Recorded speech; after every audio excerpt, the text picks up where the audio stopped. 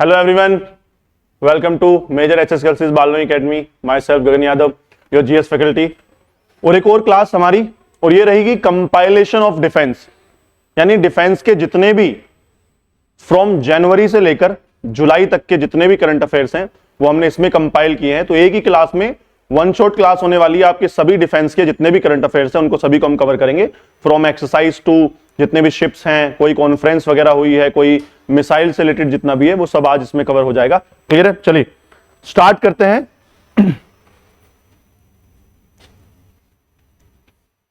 So defence current affairs, तो let's start. सबसे पहले है प्रोजेक्ट चेतक. प्रोजेक्ट चेतक का कॉन्टेक्स्ट देख लीजिए. तो जो प्रोजेक्ट चेतक है वो एक बीआरओ यानी जो बॉर्डर रोड ऑर्गेनाइजेशन है हमारी, दिस इज बीआरओ, इसका एक प्रोजेक्ट है. सर बीआरओ करती क्या है? बीआरओ का काम है जो बॉर्डर एरियाज हैं. अब आधे बच्चों को तो ये लगता है कि बीआरओ सिर्फ माउंटेन्स में ही रोड बनाती है. जी नहीं, बीआरओ का काम है जो बॉर्डर एरियाज हैं वहां पर रोड और डिफेंस इंफ्रास्ट्रक्चर को मेंटेन करना. यानी जितना भी रोड है, कनेक्टिविटी है, स्पेशली बॉर्डर एरियाज में, उन सभी को मेंटेन करना और डेवलप करना.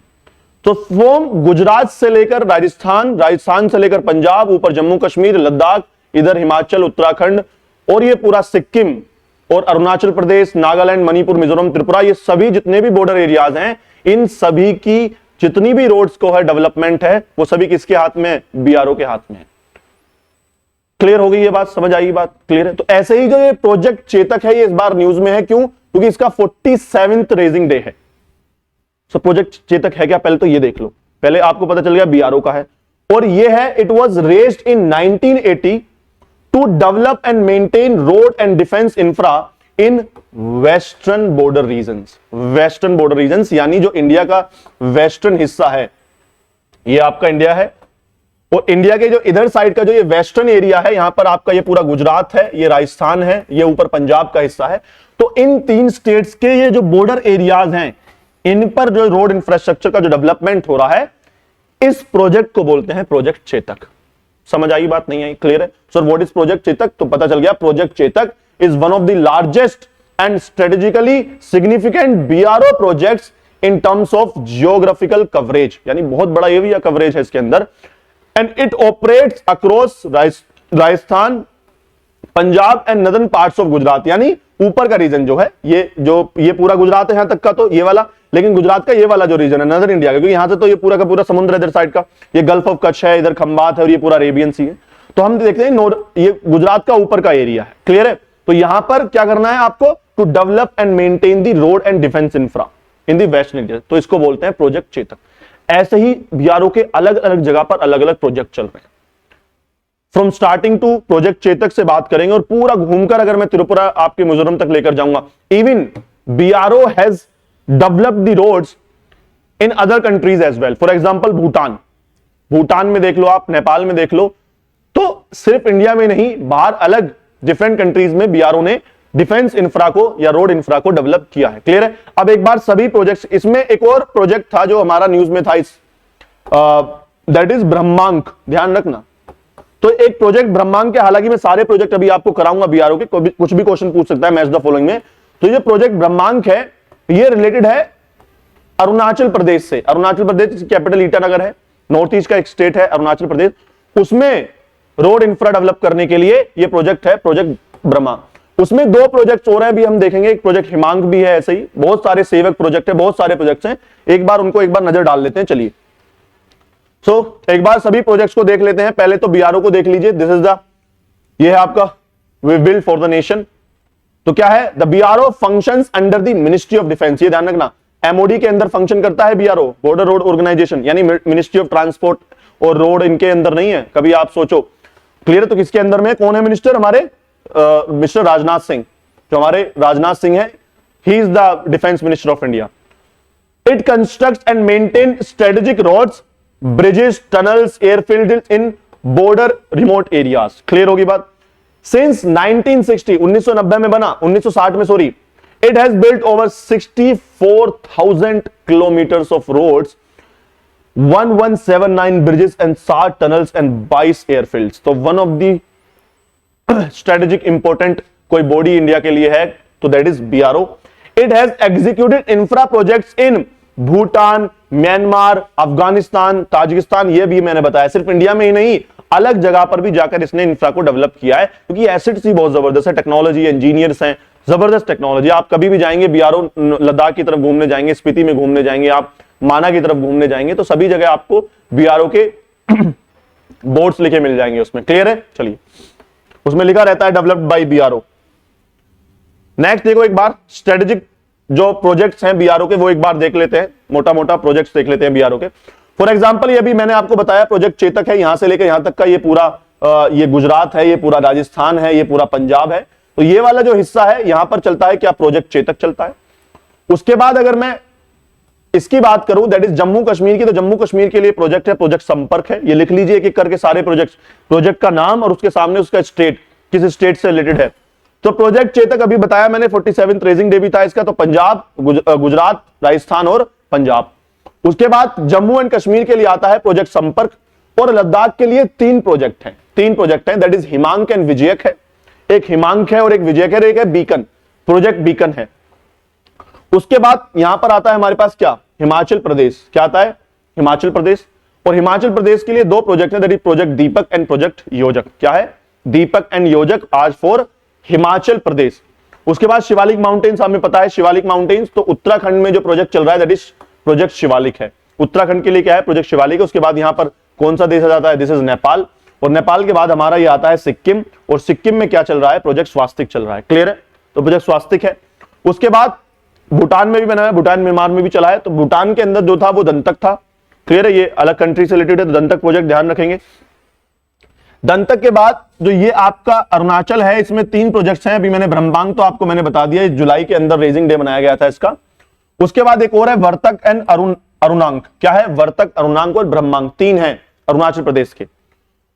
उसके बाद ये आपका इधर साइड आता है उदयक। उदयक भी किसके लिए है? ये भी अरुणाचल प्रदेश के लिए है। क्लियर है? उसके बाद एक प्रोजेक्ट आता है प्रोजेक्ट सेवक। सेवक है आपका ये नागालैंड के लिए और मणिपुर के लिए, ये मणिपुर है तो इसके लिए सेवक है। ये है नीचे आपका पुष्पक, पुष्पक है, ये किसके लिए है? मिजोरम और त्रिपुरा के लिए है। तो मिजोरम और त्रिपुरा के लिए क्या है? प्रोजेक्ट पुष्पक है, यहां पर रोड एंड डिफेंस इंफ्रा को डेवलप करने का। क्लियर है? तो क्या हो गया? चेतक हो गया इस स्टेट्स के लिए, संपर्क हो गया जम्मू कश्मीर के लिए, और इसके लिए तीन हो गए हिमायक, उस हिमांक, विजयक और बीकन। उसके बाद आता है आपका दीपक और योजक फॉर हिमाचल प्रदेश, शिवालिक फॉर उत्तराखंड। उसके बाद आता है एक स्वास्तिक फॉर सिक्किम, और भूटान के लिए आता है दंतक। दंतक है। अरुणाचल प्रदेश के लिए ऊपर तो तीन है, वर्तक है, अरुणांक के, ब्रह्मांक के और उदायक है। उसके बाद नागालैंड और मणिपुर के लिए एक था, सेवक था। उसके बाद पुष्पक किसके लिए था? त्रिपुरा और मिजोरम के लिए था। उसके बाद एक छत्तीसगढ़ में प्रोजेक्ट हीरक भी है। यहां पर नक्सलाइट्स इलाकों के अंदर बॉर्डर रोड ऑर्गेनाइजेशन ने ही रोड्स वगैरह का डेवलपमेंट किया था, दैट इज प्रोजेक्ट हीरक। तो कौन सा प्रोजेक्ट है? Project Hirak is related to the central India और we can say around the Naxalites area और छत्तीसगढ़। क्लियर है? समझ आई बात? नहीं आई? चलिए, तो ये है कुछ प्रोजेक्ट जो बड़े ही जरूरी हैं बीआरओ की तरफ से, क्योंकि ये न्यूज में थे।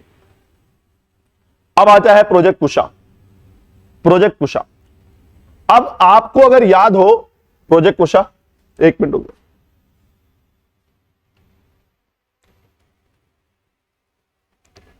जी हाँ, प्रोजेक्ट कुशा। अब प्रोजेक्ट कुशा क्या है? अगर आपको याद हो तो जब हमने मेरे ख्याल से जैन और फैब के करंट अफेयर्स करे थे, तो उसमें हमने अलग से भी कराया था, एक मिशन था, मिशन सुदर्शन चक्र। आई होप आपको याद होगा, मिशन सुदर्शन चक्र, मिशन सुदर्शन चक्र। अब मिशन सुदर्शन चक्र में क्या था? हम अपना, पीएम मोदी ने अनाउंस किया था ऑन दी रिपब्लिक डे कि हम अपना मिशन सुदर्शन चक्र बनाएंगे। और उसमें क्या है? मिशन सुदर्शन चक्र में क्या लॉन्च किया था कि इंडिया अपना एक एयर डिफेंस सिस्टम बनाएगा जो कि 3 लेयर्ड होगा। कैसा होगा?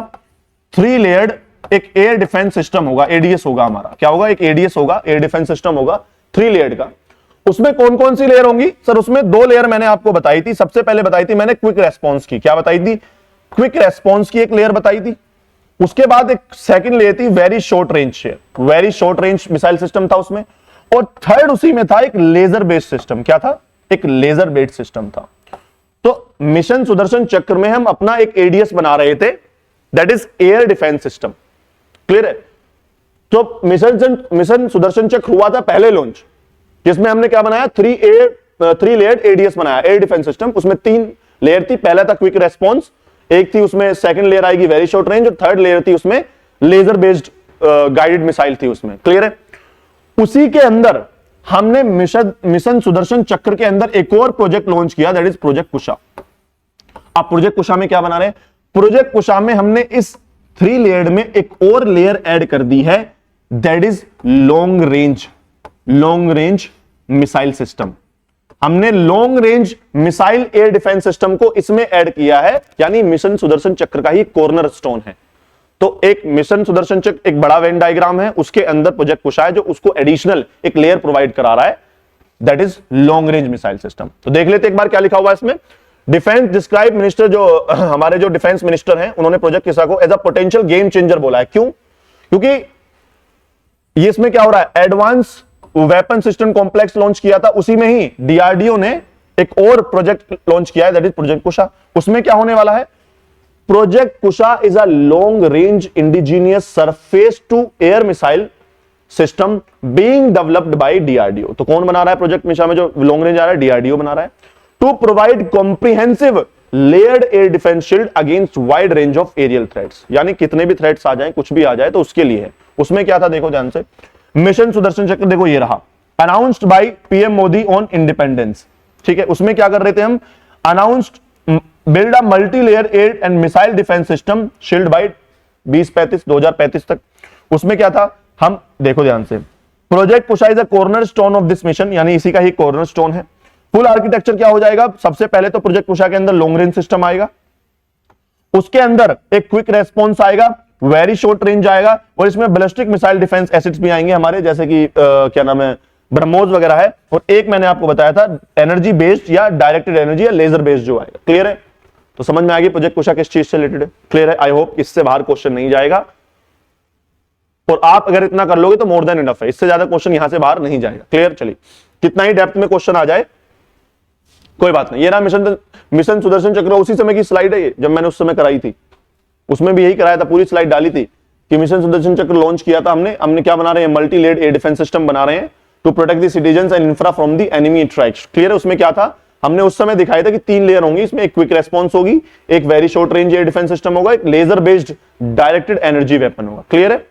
तो ये 3 डिफरेंट टारगेट्स होंगी हमारी। उसके बाद मोदी 10 ईयर डेडलाइन है, यानी 2025 में हमने ये लॉन्च किया था, तो हमें कब तक बनाना है, ये 2035 तक हमने इसको बनाना है। 10 इयर्स की डेडलाइन दी है for developing N indigenous air defence system. Clear हो गई बात? चलिए, और इसी का ही एक पार्ट है दैट इज प्रोजेक्ट कुशा, जिसमें हम एक और लेयर ऐड कर रहे हैं, कॉम्प्रिहेंसिव हो जाएगा अब ये पूरी तरीके से, that is a long range. Clear है? चलिए, अब है इंडियाज नेवी ट्रिपल कमिश्निंग। अब देखो, ये जो शिप्स थे वो पहले आ चुके थे, ऐसा नहीं है पहले नहीं आए थे, यानी कमीशन होने से पहले ये पहले भी न्यूज में चल रहे थे। क्लियर है? लेकिन हुआ क्या, ये तीनों शिप्स को एक साथ कंबाइन करके कमीशन किया गया। कैसे?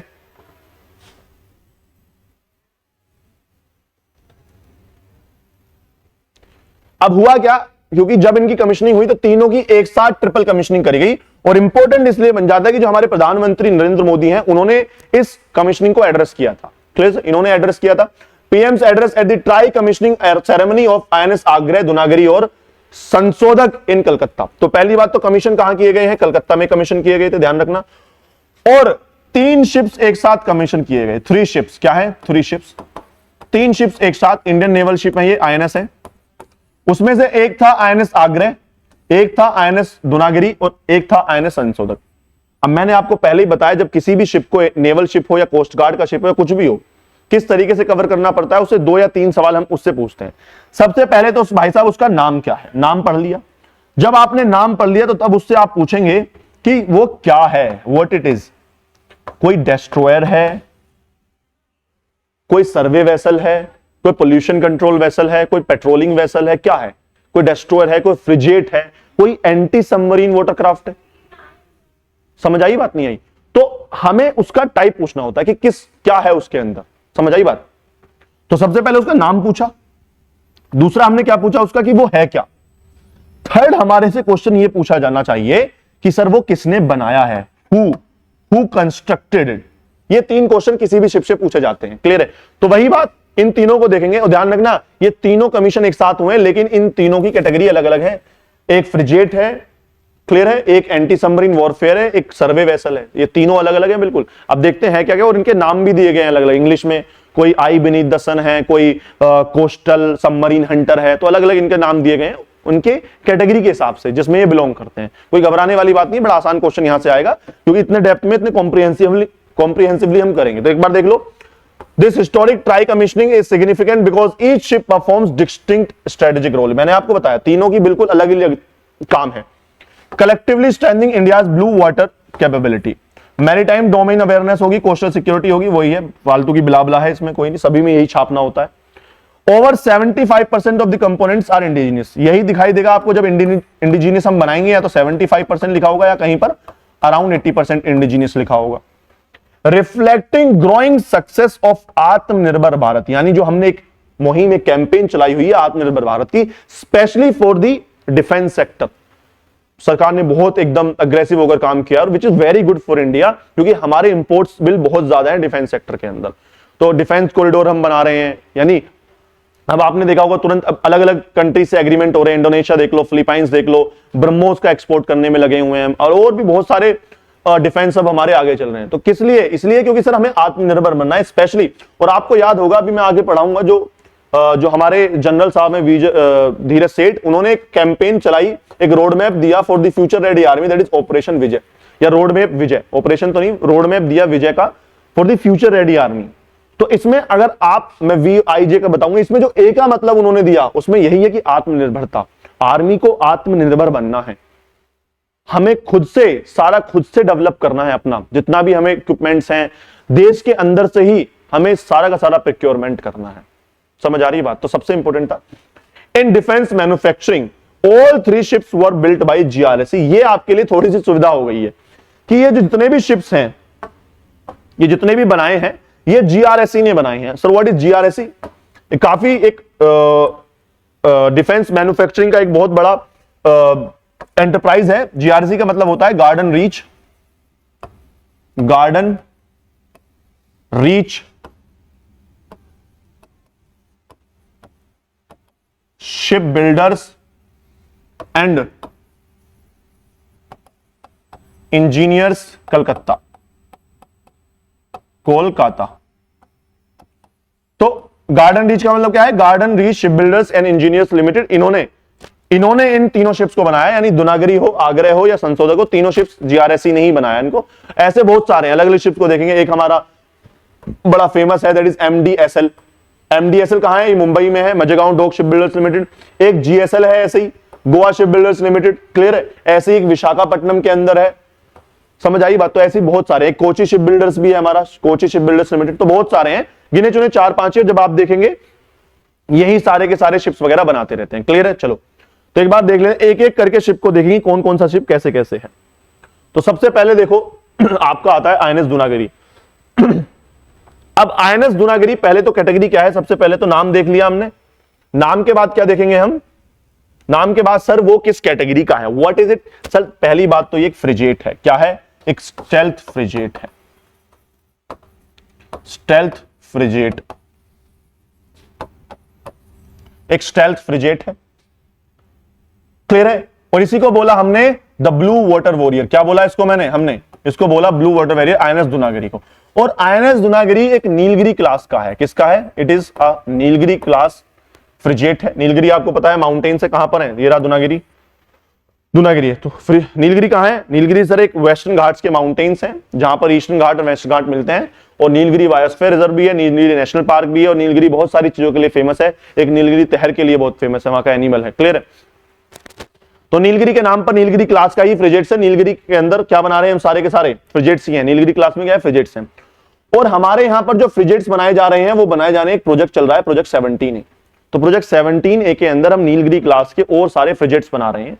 तो जैसे ये दुनागिरी आया, उससे पहले हम देखेंगे और भी करेंगे। एक INS नीलगिरी तो है ही, उसी क्लास के हैं।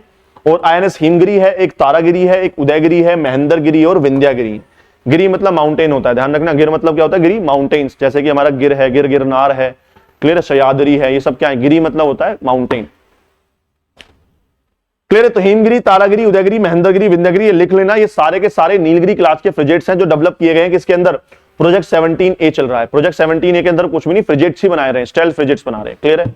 चलिए, तो आई होप समझ में आ गया होगा। सबसे पहले कि आईएनएस दुनागिरी क्या है, एक स्टेल्थ फ्रिगेट है, मिसाइल गाइडेड स्टेल्थ फ्रिगेट्स है, जो कि प्रोजेक्ट 17A के अंदर बनाया गया था। और इट इज लार्जेस्ट ऑफ 3, यानी इन ये तीन जो हैं, आग्रह, दुनागिरी और संशोधक, जो तीन मोदी जी ने इनको कमीशन करवाया था, इसमें सबसे लार्जेस्ट यही है, आईएनएस दुनागिरी है। क्लियर है? प्रोजेक्ट 17A के अंदर है। और मैंने आपको बता दिया, इनको लिख लेना, नीलगिरी, हिमगिरी, उदयगिरी, महेंद्रगिरी, विंध्यागिरी। क्लियर? चलिए, और तारागिरी। नेक्स्ट शिप क्या आता है, द नेक्स्ट शिप इज संशोधक, INS Sanshodhak, I beneath the सन। क्या है नाम इसका, द आई बीनीथ द सन। अब आई बीनीथ द सन से ही आपको पता चल रहा होगा कि समुद्र के अंदर आंखें, मतलब क्या कर रहा होगा आंखें से, समुद्र के अंदर क्या करेगा, या तो सबमरीन होगी या सर्वे करेगा। बिल्कुल है, तो सबमरीन तो ये है नहीं, आपको दिखाई दे रहा है, तो क्या है ये, एक सर्वे वेसल है। क्या है, INS Sanshodhak, I beneath the sun, it is a survey vessel. Sanshodhak is a survey vessel, large survey vessel है। Its job is to measure and map the sea. बस इतना बोलना है आपको सर, खत्म कहानी, इसी से ही सब ढेर हो जाएंगे। Sir what is Sanshodhak, sir Sanshodhak is a survey vessel and its job is to measure and map the sea. यानी वाटर डेप्थ क्या है, सी बेड फीचर्स क्या है अंदर, मतलब एबिसल प्लेन है, माउंटेन्स, रिजिस तो नहीं है, कोई गोयत तो नहीं है, ये सब देखना है। उसके बाद नेविगेशनल रूट्स कौन से बेहतर है, कहां शैलो वाटर है, कहां डीप डेप है, कहां आसानी से चला जा सकता है। पोर्ट अप्रोच चैनल्स क्या होंगे, पोर्ट की तरफ किधर से जाया जाए, या ओशनोग्राफिक डेटा क्या है, वहां का आसपास का समुद्री डेटा इकट्ठा करना। It is equipped with autonomous under water vehicles है। तो इसमें ज्यादा जाना नहीं है आपको, बस ये ध्यान रखना है कि जैसे ही आईएनएस ये संशोधक है जो कि पेट्रोल वेसल है, ऐसे ही तीन पहले और आए थे हमारे पेट्रोल सर्वे वेसल और आए थे तीन 2024 के अंदर। एक तो था आईएनएस संध्यक, ध्यान रखना, ये फरवरी 2024 में आया था। इसी में एक निर्देशक था और एक इक्षक था, आईएनएस इक्षक, निर्देशक और आईएनएस संध्यक। ये फरवरी 24 में आया, ये 24 में आया, ये भी 25 में आया। उसके बाद आता है आईएनएस संशोधक, इसी क्लास का है, ध्यान रखना। तो ये पहले तीन आ गए थे, अब एक और चौथा आया, दैट इज आईएनएस संशोधक। क्लियर है? तो आई बीनीथ द सन, और किसने बनाया इसको, सर GRSC ने, garden Reach Ship Builders engineers and Kolkata. I hope समझ में आ गई बात, आगे चलें। चलिए नेक्स्ट,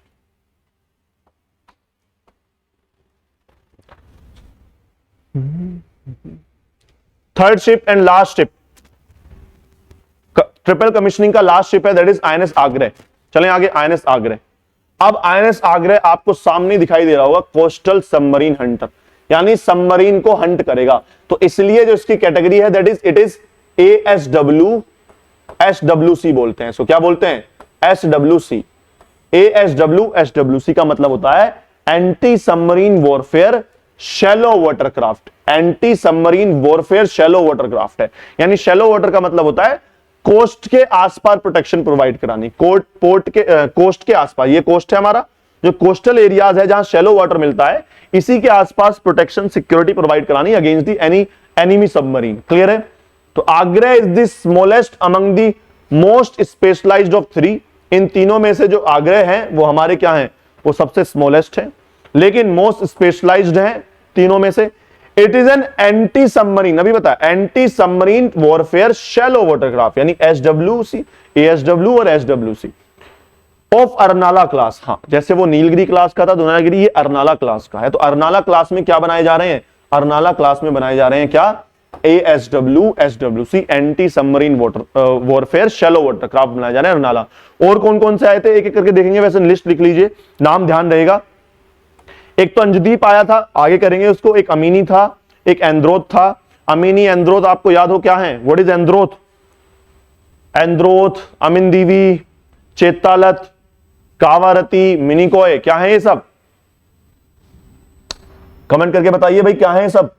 ये अमीनदीवी, चेतालत, एंद्रोथ, कावारती, मिनिकोय, समझ में आ गया होगा?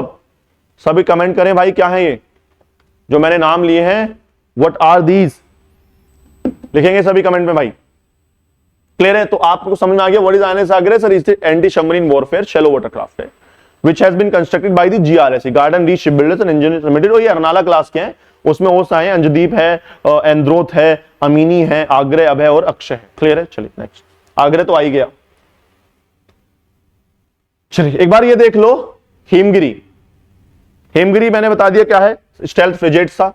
किसने बनाया था? ये भी जीआरएससी ने बनाया था। एडवांस गाइडेड मिसाइल फ्रिगेट्स है। Himgiri built by garden Reach Ship builders बना दिया। क्लियर? तो हिमगिरी मैंने बता दिया, द्रोणागिरी के साथ हिमगिरी, नीलगिरी, उदयगिरी, तारागिरी, महेंद्रगिरी, विंध्यागिरी, सारे के सारे उसी के ही हैं। तो प्रोजेक्ट 17A के अंदर क्या बनाया जा रहा है ये पता है आपको, देख लेना इस वाले पूरी पीडीएफ को, वैसे आपके डाल दिया मैंने तो आपको थोड़ा ध्यान रखें। 17A में बता चुका हूं, 17 के अंदर क्या बनाया जा रहा है? फ्रिगेट्स बनाए जा रहे हैं, ठीक है। उसके बाद एक प्रोजेक्ट आपका क्या है? प्रोजेक्ट 15 है। 15A और बी में क्या बनाए जा रहे हैं? सर डेस्ट्रॉयर्स बनाए जा रहे हैं। क्या बनाए जा रहे हैं? डेस्ट्रॉयर्स बनाए जा रहे हैं।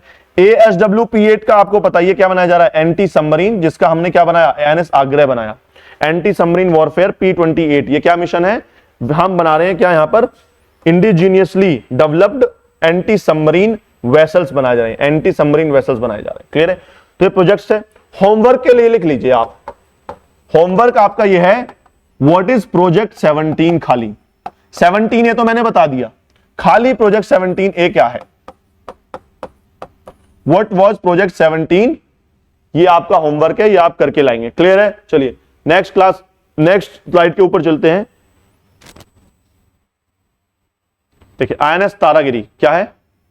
एक मिनट, INS तारागिरी देखो, अभी बताया INS हिमगिरी आ गया, INS तारागिरी आपके सामने आ गया। ये भी और देख लो, व्हाट इज दिस? तो INS Taragiri stealth frigates was delivered to Indian Navy MDL, Mazagon Dock Ship Limited. ध्यान रखना किसने बनाया ये? Mazagon Dock Ship Builders Limited, MDSL ने। किसने बनाया? MDSL, ध्यान रखेंगे, MDL नहीं MDSL है, मुंबई ने बनाया है। तो प्रोजेक्ट 17A के अंदर मैंने लिखवाया था नीलगिरी, हिमगिरी, उदयगिरी, तारागिरी, द्रोणागिरी, ये सब इसी के अंदर आए हैं। क्लियर है? चलो नेक्स्ट, जल्दी जल्दी चलेंगे क्योंकि ये पढ़ा चुका हूं मैं एक साथ, अब सारे के उसी के नाम आएंगे। उदयगिरी, बस आपको ये ध्यान रखना है, किसी ने अगर अलग तो कोई दूसरा किसी और ने नहीं बना दिया, उसका ध्यान रखना। उदयगिरी वही प्रोजेक्ट 17 के अंदर क्या है? उदयगिरी क्या है? एक सेकंड फ्रिगेट था प्रोजेक्ट 17A के अंदर। किसने बनाया था? चलो ये भी दोनों ने मिलकर बनाया, MDSL ने और Garden Reach Ship Builders Engineers ने मिलकर बनाया है। GRSC ने और MDSL ने, Mazagon Dock Ship Builders Limited MDSL ने बनाया। समझ आई बात? नहीं आई? क्लियर है? चलो नेक्स्ट। तो तारागिरी हो गया, उदयगिरी हो गया, आपका हिमगिरी हो गया, और एक महेंद्रगिरी ये रहा।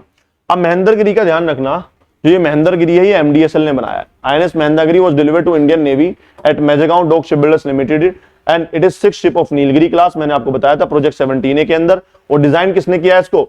वॉरशिप डिजाइन ब्यूरो, WDB ने कराया। वॉरशिप डिजाइन ब्यूरो ने इसको डिजाइन किया, बनाया किसने? MDSL ने बनाया। तो ये रहा आपका INS महेंद्रगिरी, INS महेंद्रगिरी है। क्लियर है? चलिए INS अंजदीप देखो भाई, INS अंजदीप अब यहां से आने स्टार्ट हो जाएंगे क्या? Anti submarine ASW SWC, anti submarine warfare shallow watercraft. क्या है? Anti submarine warfare shallow watercraft है, ये मैंने बता दिया आपको। अंजदीप है उसमें, अंद्रोथ आग्रह तो अभी किया ही, अभय और अक्षय भी थे उसमें। ठीक है, डॉल्फाइन हंटर बोलते हैं इसको, engineer as a specialised dolphin hunter. Its primary mission is to detection and tracking and neutralisation of enemy submarine in shallow waters. Clear है? समझ आ रही बात? नहीं आ रही? ओके बात। नेवल मॉडर्नाइजेशन है, vessel is a key component of India's naval modernisation design to replace the ageing Abhay class fleet. ये याद रखना, अभय क्लास फ्लीट, जो हमारी अर्नाला क्लास है, वो जो पुरानी हो चुकी अभय क्लास है जो एंटी सबमरीन की है, उसको क्या करेगी? उसको रिप्लेस करेगी अर्नाला क्लास, जिसके अंदर हम ASW P28 प्रोजेक्ट के साथ हम इनको बना रहे हैं। क्लियर है? Littoral combat, the craft is optimized for littoral combat environment, providing high-tech defense capability for nations vital coastal zone, यानी कोस्टल एरियाज के अंदर ये सिक्योरिटी प्रोवाइड कराएगी। क्लियर है? चलिए नेक्स्ट देखते हैं। नेक्स्ट आता है आपका नेवीज एंड्रोथ। याद है एंड्रोथ? एंड्रोथ किसने बनाया है? GRSC ने बनाया है। थैंक है, आपका ध्यान रखना, GRSC ने बनाया। एंड्रोथ है क्या? वही सेम बात, it is anti submarine warfare shallow watercraft, यानी ASW SWC ही है। क्लियर है? चलिए और उसके बाद नेक्स्ट था INS माहे। जी हाँ, ये उसके अलग है, अर्नाला क्लास से अलग है। कुछ मालवान है, INS माहे वगैरह, ये 2-3 अलग है। जैसे INS माहे, INS माहे भी क्या है? माहे क्लास का पहला anti submarine warfare shallow watercraft है। यानी ये बनाया किसने है? ये बनाया है नोकल, ये नेवल डॉकयार्ड ने इसको कमीशन किया था, चीफ ऑफ आर्मी स्टाफ ने बनाया। तो ये भी क्या है? माहे जो है वो ASW SWC है, SWC अलग से है ये, वो ये माहे क्लास का है, वो आपके अर्नाला क्लास के वो हैं एंटी सबमरीन। क्लियर है? आईएनएस माही उपेंद्र द्विवेदी हैं जो हमारे फॉर्मर जनरल थे ऑफ आर्मी, उन्होंने इनको कमीशन किया था। क्लियर है? चलिए, मेरा चीफ ऑफ आर्मी स्टाफ उन्होंने कमीशन किया था। उसके बाद आईएनएस मालवन, ये भी क्या है, एक ये भी हमारा anti submarine warfare shallow water craft है, वाज डेवलप्ड बाय नेवी। और ये बनाया किसने है? It has been developed by Cochin shipyard limited Calcutta Kerala. ध्यान रखना, कोचिन शिपयार्ड लिमिटेड कोची कलकत्ता केरला के अंदर है, ध्यान रखना। आईएनएस मालवन एसडब्ल्यूसी ही है। It is design and constructed by Cochin, ये इसी ने करा है। Draws its name from historical coastal town Malvan, Maharashtra के अंदर एक मालवन है उसके ऊपर है। और इट हैज ओवर, मैंने बताया था 75% या 80% यहीं घूमते रहेंगे इंडिजिनियस के अंदर। क्लियर है? चलिए,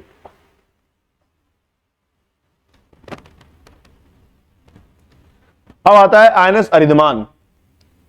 और आपको याद हो कुछ समय पहले एक आईएनएस आपका विक्रांत थी और एक आईएनएस अरिगात था। 3 सबमरीन्स हैं जिनका नाम मिल ली। तो आईएनएस अरिधमान क्या है? एक nuclear, third nuclear powered ballistic missile submarine है, that is INS Aridhaman into navy. Third कैसी है? इससे पहले क्या आई थी? एक आईएनएस अरिहंत आया था 2016 में, और एक आई थी आईएनएस अरिगात 2024 के अंदर, और अब आई है थर्ड न्यूक्लियर पावर्ड आईएनएस अरिधमान। समझ आई बात? नहीं आई है तो ध्यान रखना। और it is India's nuclear triad consolidated. Nuclear triad का मतलब होता है कि हम 3 ऐसी कैपेबिलिटी रख रहे हैं कि जो लॉन्च कर सकता है न्यूक्लियर को, कहां से? लैंड से भी, अग्नि सीरीज है हमारे पास। उसके बाद एयर है, राफेल वगैरह है हमारे पास। और थर्ड हमारे पास क्या हो गया? आईएनएस अरिहंत, अरिगात और अरिधमान जैसे सबमरीन्स हो गई हैं जो न्यूक्लियर कैपेबिलिटी रखती हैं to launch the nuclear missile. समझ आई बात? नहीं आई? क्लियर है? तो ध्यान रखना ये व्हाट इज आईएनएस। ठीक है भाई, इतना ध्यान रखना। एट विशाखापट्टनम ने बनाया है, इतना ध्यान रखना। नाम ध्यान रखना, अरिहंत, अरिगात और क्या बोलते हैं उसको? अरिधमान। अब आता है समुद्र प्रताप। अब समुद्र प्रताप ये रहा आपके सामने, दिखाई दे रहा होगा अगर आपको। तो आईएनएस नहीं है ये। क्या नहीं है? आईएनएस। ये है Indian coast guard ship pollution control vessel Samudra Pratap. It is a क्या है? Indian coast Guard has inducted a first indigenous develop build pollution control vessel PCV Samudra Pratap, making a major milestone in maritime environment. Clear है? बनाया किसने है? It has been built by GSL Goa Shipyard Limited under 2 ship pollution control vessel project for the Indian coast Guard. Pollution response system equipped with oil fingerprint machine, oil spill detection system, विशियस oil recovery, इन सबको detect करता है। Indigenous system है इसके अंदर, features integrated bridge system है, integrated platform management system है and automated power management system. Clear है? तो पोल्यूशन कंट्रोल है, बनाया किसने? जीएसएल ने। और इंडक्ट किसमें किया गया है? इंडियन कोस्ट गार्ड ने पहला इंडिजिनियस बिल्ड बना है। क्लियर है? तो ये हो गया आपका INS sorry Samudra Pratap, Indian coast guard ship Samudra Pratap. उसके बाद है सर आईएनएस निस्तर। तो निस्तर ध्यान रखेंगे, what is INS निस्तर? Indian navy has received INS निस्तर for indigenously developed diving support vessel. क्या है? डीएसवी है। It is a diving support vessel है। बनाया किसने है? हिंदुस्तान शिपयार्ड लिमिटेड एचएसएल ने बनाया, जो कि कहां पर है? विशाखापट्टनम के अंदर है। क्लियर है? आईएनएस निस्तर याद रहेगा क्या है? It is also an diving support vessel. और नेम निस्तर कहां से आया? संस्कृत वर्ड से, जिसका मतलब क्या है? साल्वेशन, लिबरेशन वगैरह है निस्तर का नाम, इसलिए डाइविंग सपोर्ट वेसल है। बिल्ड स्टैंडर्ड जो Indian register shipping Indian register of shipping है, इसके हिसाब से, मानकों के हिसाब से बनाया गया है। और इक्विप्ड विद एडवांस टेक्नोलॉजी में है। उसके बाद क्या है? Act as a mothership for deep submergence rescue vessels. तो डीप सबमर्जेंस रेस्क्यू वेसल्स होते हैं, उनके लिए एक मदरशिप का इस्तेमाल करती है, उनको लीड करती है जो आपकी ये होती है डाइविंग सपोर्ट वेसल्स होता है। क्लियर? तो आईएनएस याद रखना है, Indian naval ship निस्तर, it is a diving support vessel built by Hindustan shipyard limited. उसके बाद आता है इंडियन कोस्ट गार्ड शिप आदम्य। क्या आता है? आदमीय या आदम्य। इंडियन कोस्ट गार्ड शिप आदम्य क्या है? ध्यान रखना, बहुत सारे थे ऐसे आदम्य क्लास के थे, ये 8 हो गए हैं टोटल। फास्ट पेट्रोल वेसल्स है। क्या है? It is a fast patrol vessel. Commission कहां किया गया है? पैरादीप पोर्ट, एक मेजर पोर्ट है पैरादीप पोर्ट, वहां उड़ीसा के अंदर इसको कमीशन किया गया है। Design and constructed by Goa Shipyard Limited, ये लिख लेना। INS Nistar with 60% indigenous content supporting Atmanirbhar Bharat. आज ICGS Adamya is lead ship of the new Adamya class fast patrol vessel. यानी आदम्य क्लास के अंदर हम क्या बना रहे हैं? फास्ट पेट्रोल वेसल्स बना रहे हैं, तो इस बात को ध्यान रखना। क्लियर है? चलो नेक्स्ट, नेक्स्ट है आपका इंडियन कोस्ट गार्ड शिप अमूल्य। क्या है? अमूल्य। अमूल्य भी क्या है? ये भी एक फास्ट पेट्रोल वेसल है, अदम्य क्लास का, ये जो मैंने बताया अदम्य है, अमूल्य है। Indian cast design for rapid and response extend maritime operations. किसने बनाया? Goa Shipyard Limited. और more than 60% of indigenous components इसके अंदर। स्पीड क्या है? 27 नॉट से लेकर, और एंड्योरेंस कितना है? 1500 नॉटिमाइकल जा सकता है ये। आदम्य क्लास के अंदर जो जो हम पेट्रोल वेसल बना रहे हैं उनके नाम देख लीजिए एक बार। सबसे पहले तो आईएनएस आदम्य था, अक्षर था, अमूल्य था, अक्षय था, अचल था, अटल था, अजीत और अपराजित आ गए हैं। पहले आने वाले थे, अब ये आ चुके हैं। अचल, अक्षय, अटल, अजित और अपराजित, ऐसे सारे नाम हैं। और ये किसके हैं? आदम्य क्लास के जितने भी सारे क्या हैं? फास्ट पेट्रोल वेसल हैं, कोस्ट गार्ड के, इंडियन कोस्ट गार्ड के। चले नेक्स्ट। नेक्स्ट है इंडियन कोस्ट गार्ड अजीत और अपराजित। अभी बताया मैंने, अजीत और अपराजित क्या है? These are advance fast patrolling vessels. Ajit और अपराजित आदम्य क्लास है। किसके हैं? आदम्य क्लास। आदम्य क्लास के हैं। किसके हैं? आदम्य क्लास के हैं। और इंडियन कोस्ट गार्ड शिप्स हैं। क्या है? इंडियन कोस्ट गार्ड शिप्स है, तो ध्यान रखना। और बनाए किसने हैं? सेम वही, गोवा शिपयार्ड लिमिटेड, जीएसएल ने बनाया है। GSL, Goa Shipyard limited, GSL. ठीक है, आई होप समझ में आ गया होगा। चलिए नेक्स्ट चलते हैं।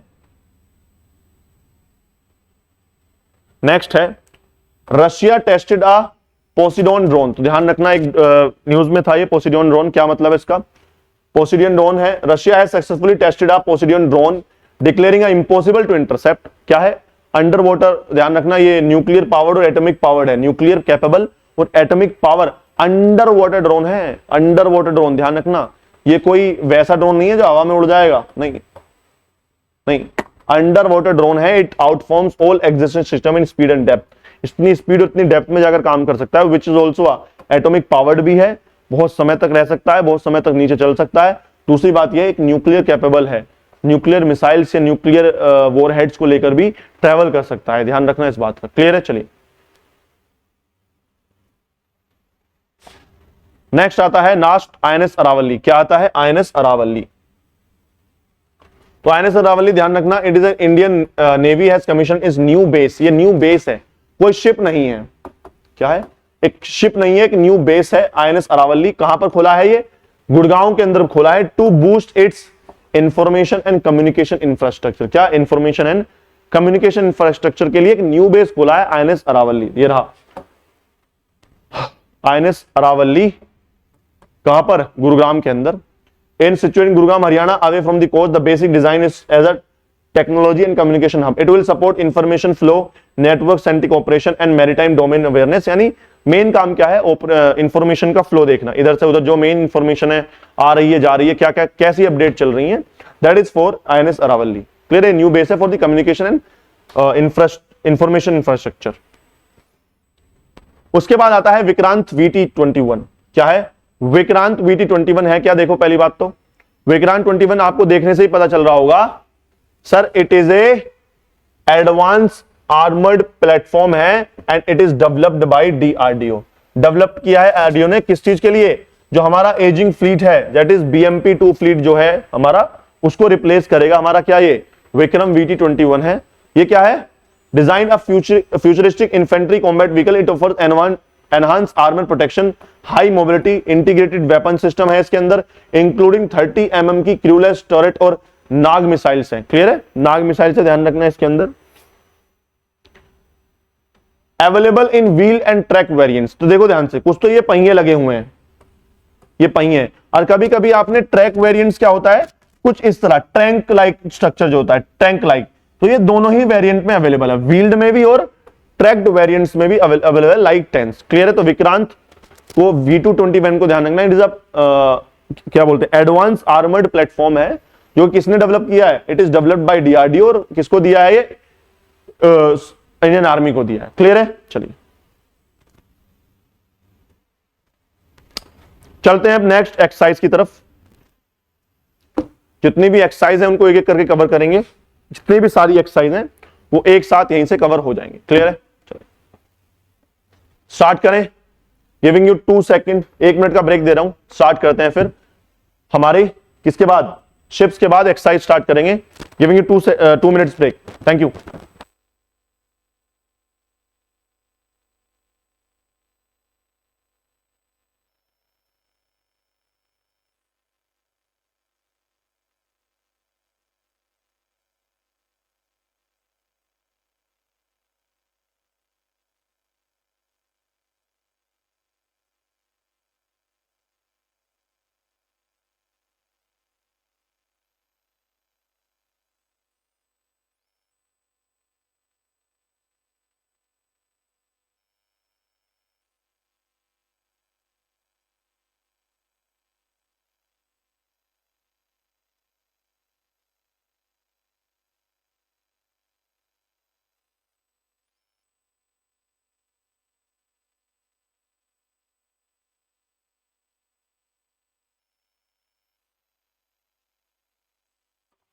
चलिए लेट्स स्टार्ट, एक्सरसाइज से स्टार्ट करते हैं। और पहली एक्सरसाइज हमारे सामने, दैट इज प्रगति एक्सरसाइज। देखो प्रगति एक्सरसाइज कुछ नहीं देखना, जल्दी जल्दी देख लेते हैं एक बार किस किस के बीच में है।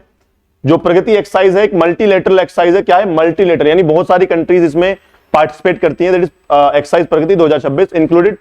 ये कहां पर हुई है? मेघालय में कंक्लूड हुई है, अभी इंडिया के अंदर हुई है, विद आर्मीज ऑफ 13 कंट्रीज। 13 कंट्रीज की जो आर्मीज है वो आई है, जिसमें कि क्या उनका है? भूटान है इसमें, कंबोडिया, इंडोनेशिया, लाओस, मलेशिया और मालदीव्स, म्यांमार, नेपाल, यानी साउथ ईस्ट एशिया के बहुत सारे नेशंस इसमें हैं। और नेपाल है, फिलीपाइंस है, सेशल्स है, जहां भी अभी मोदी जी गए भी थे, श्रीलंका, वियतनाम और इंडिया तो ने इसको होस्ट किया ही है। प्रगति की इसकी फुल फॉर्म ध्यान रखना, it is a partnership of regional armies, partnership of regional armies for the growth and transformation in Indian Ocean region. यह है प्रगति की full form, partnership of regional armies for the growth and transformation in the Indian Ocean, that is Pragati. Pragati तो multilateral exercise है, 13 countries के बीच में होती है। India ने इसको होस्ट किया। कहां पर हुई है इस बार? उमरोई के अंदर हुई है, मेघालय के अंदर, इंडिया के अंदर। क्लियर है? चलिए नेक्स्ट, ये रहा आपका प्रगति का पोस्टर। ये अलग अलग कंट्रीज के जो वो हैं क्या बोलते हैं उनको, रिप्रेजेंटेटिव्स हैं। क्लियर है? चलिए लामित्य एक्सरसाइज है 2026। लामित्य एक्सरसाइज देखो जल्दी से। लामित्य एक्सरसाइज सबसे पहले किसके 11th एडिशन हुआ है 2026 के अंदर लामित्य, और ये किसके बीच में है? सेशल्स के बीच में। किसके बीच में है? सेशल्स के बीच में है आपकी क्या लामित्य एक्सरसाइज है। सेशल्स डिफेंस एकेडमी में हुई है। कहां पर? यानी सेशल्स के अंदर हुई है। क्लियर है? चलो तो 11th एडिशन था लामित्य 26 के, तो ध्यान रखना। और दूसरी बात यह है, इंडिया की जो नेवी, आर्मी, एयरफोर्स तीनों ने पार्टिसिपेट किया है। तो पहली ऐसी एक्सरसाइज है जो बायलेटरल है लेकिन ट्राई सर्विस एडिशन है इसका। क्या है? Tri, it is a first ever tri service edition of this bilateral exercise. यानी पहले ट्राइलेटरल नहीं हुआ, सॉरी बायलेटरल तो होता था लेकिन ये ट्राई सर्विसेज में इंक्लूड नहीं होती थी, या तो मिलिट्री होती थी या फिर एयरफोर्स या नेवी, ऐसा होता था। पहली बार ऐसे इसमें दोनों हमारी जो ट्राई सर्विस तीनों हैं उन्होंने पार्टिसिपेट किया लामित्य के अंदर, जो कहां हुई है? सेशल्स के अंदर हुई है। क्लियर? सेशल्स डिफेंस एकेडमी के अंदर, एसडीए के अंदर। अब सेशल्स के बारे में थोड़ा देख लेते हैं। What where is Seychelles sir? आपने बता दिया कि वेयर इज सेशल्स, तो ये रहा आपका, एक बार मैप देख लो। ये रहा आपका प्यारा भारत, ये प्यारा भारत है। प्यारे भारत के जरा लेफ्ट में जब देखोगे तो यहां पर आएगा क्या? यहां पर आएगा क्या? Horn of Africa. Horn of Africa में ये क्या है? यहां पर ये सऊदी अरब का पेनिनसुला है, यहां पर यमन है, ओमान है। इसके नीचे जाएंगे तो हमारे यहां मालदीव्स पड़ेगा, और मालदीव से और नीचे जाओगे तो यहां मेडागास्कर पड़ेगा। एक बहुत बड़ा आइलैंड है अफ्रीका का, मेडागास्कर। मेडागास्कर के जस्ट ऊपर एक छोटी सी island country that is Seychelles. तो इंडियन ओशन में सेशल्स, ध्यान रखना क्या है? इंडियन ओशन के अंदर मेडागास्कर यानी अरेबियन सी के नीचे, मेडागास्कर के जस्ट ऊपर है आपका सेशल्स वगैरह है। ठीक है, ये रहा सेशल्स। अगर मैं थोड़ा सा और मैप को बड़ा कर दूं, जूम कर दूं सेशल्स को, तो इसमें सबसे बड़ा जो आइलैंड है सेशल्स का, सबसे बड़ा आइलैंड है, इसको बोलते हैं माहे। क्या बोलते हैं? माहे। इट इज अ माहे आइलैंड। और माहे आइलैंड के ऊपर ही इसकी एक कैपिटल सिचुएटेड है, that is capital Victoria.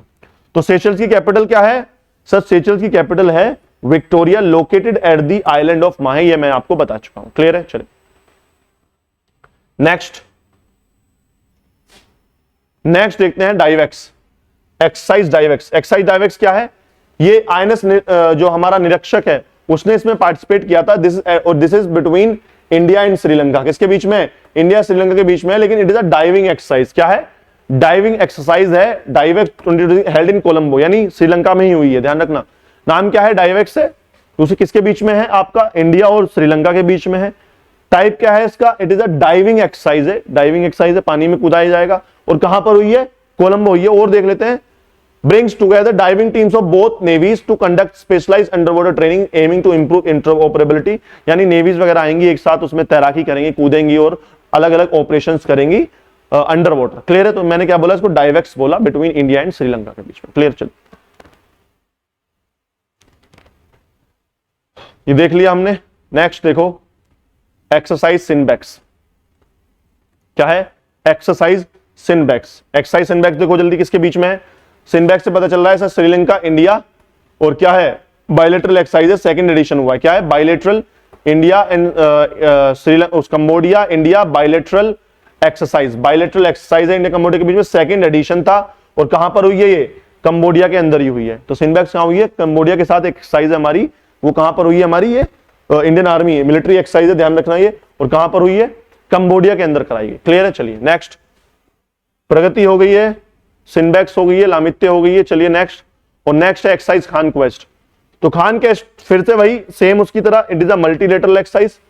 Multilateral exercise है, बहुत सारी कंट्रीज इसमें है, खान क्वेस्ट के नाम से 2026 में हुई। कहां पर है? मंगोलिया के अंदर हुई है, 20 जून से लेकर 3 जुलाई तक।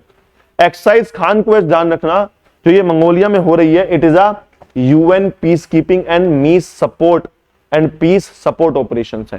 यानी किस चीज से रिलेटेड है ये? Peace keeping and peace support operation से रिलेटेड है। कब स्टार्ट? 2013 में इसको स्टार्ट किया गया था। US Mongolia bilateral exercise became multilateral 2026, यानी 2006 में ये बन गई थी मल्टीलेटरल। उससे पहले 2003 से लेकर 3 साल तक कैसी एक्सरसाइज रही थी? ये रही थी आपकी bilateral exercise between US and Mongolia. और इस बार का एडिशन क्या था? ये 23rd इसका एडिशन था। क्लियर है? चलिए, तो exercise Khan quest I hope समझ में आ गया होगा। चलिए नेक्स्ट,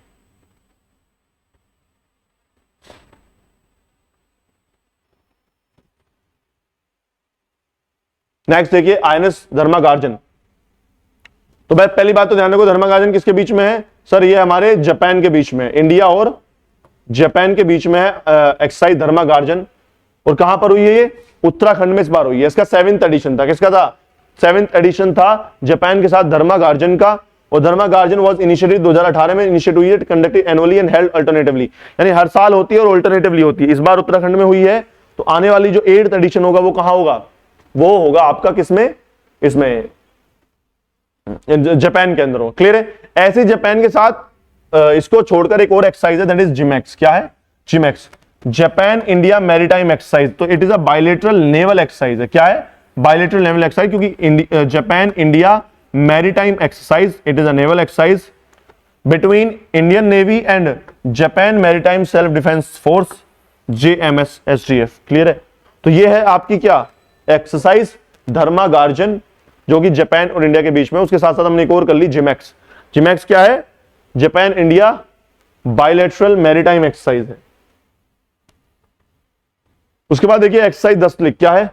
एक्सरसाइज 10 लिख। देखो एक्सरसाइज 10 लिख, पहले तो किसके बीच में? इंडिया और उज्बेकिस्तान के बीच में। इस बार कहां पर हुई है? उज्बेकिस्तान में ही हुई है। लेकिन इससे जो पहला एडिशन था 2025 का, वो कहां हुआ था? वो पुणे के अंदर हुआ था, ध्यान रखना। क्लियर है? तो क्या है? INS दस्तलिक है, इंडिया कजाकिस्तान के बीच में है। और ये क्या है? कहां पर हुई है? उज्बेकिस्तान में हुई है। क्लियर है? ऐसे ही इससे पहले वाला एडिशन कहां हुआ था? वो हमारा ऑल्टरनेटिवली होती है, ये भी ध्यान रखना। और एनुअली बायलैटरल एक्सरसाइज है और ऑल्टरनेटिव कराई जाती है। यानी अब इस बार कहां हुई है? उज्बेकिस्तान में। और अगली बार कहां होगी? ये होगी अगली बार इंडिया के अंदर। क्लियर है? चलिए नेक्स्ट,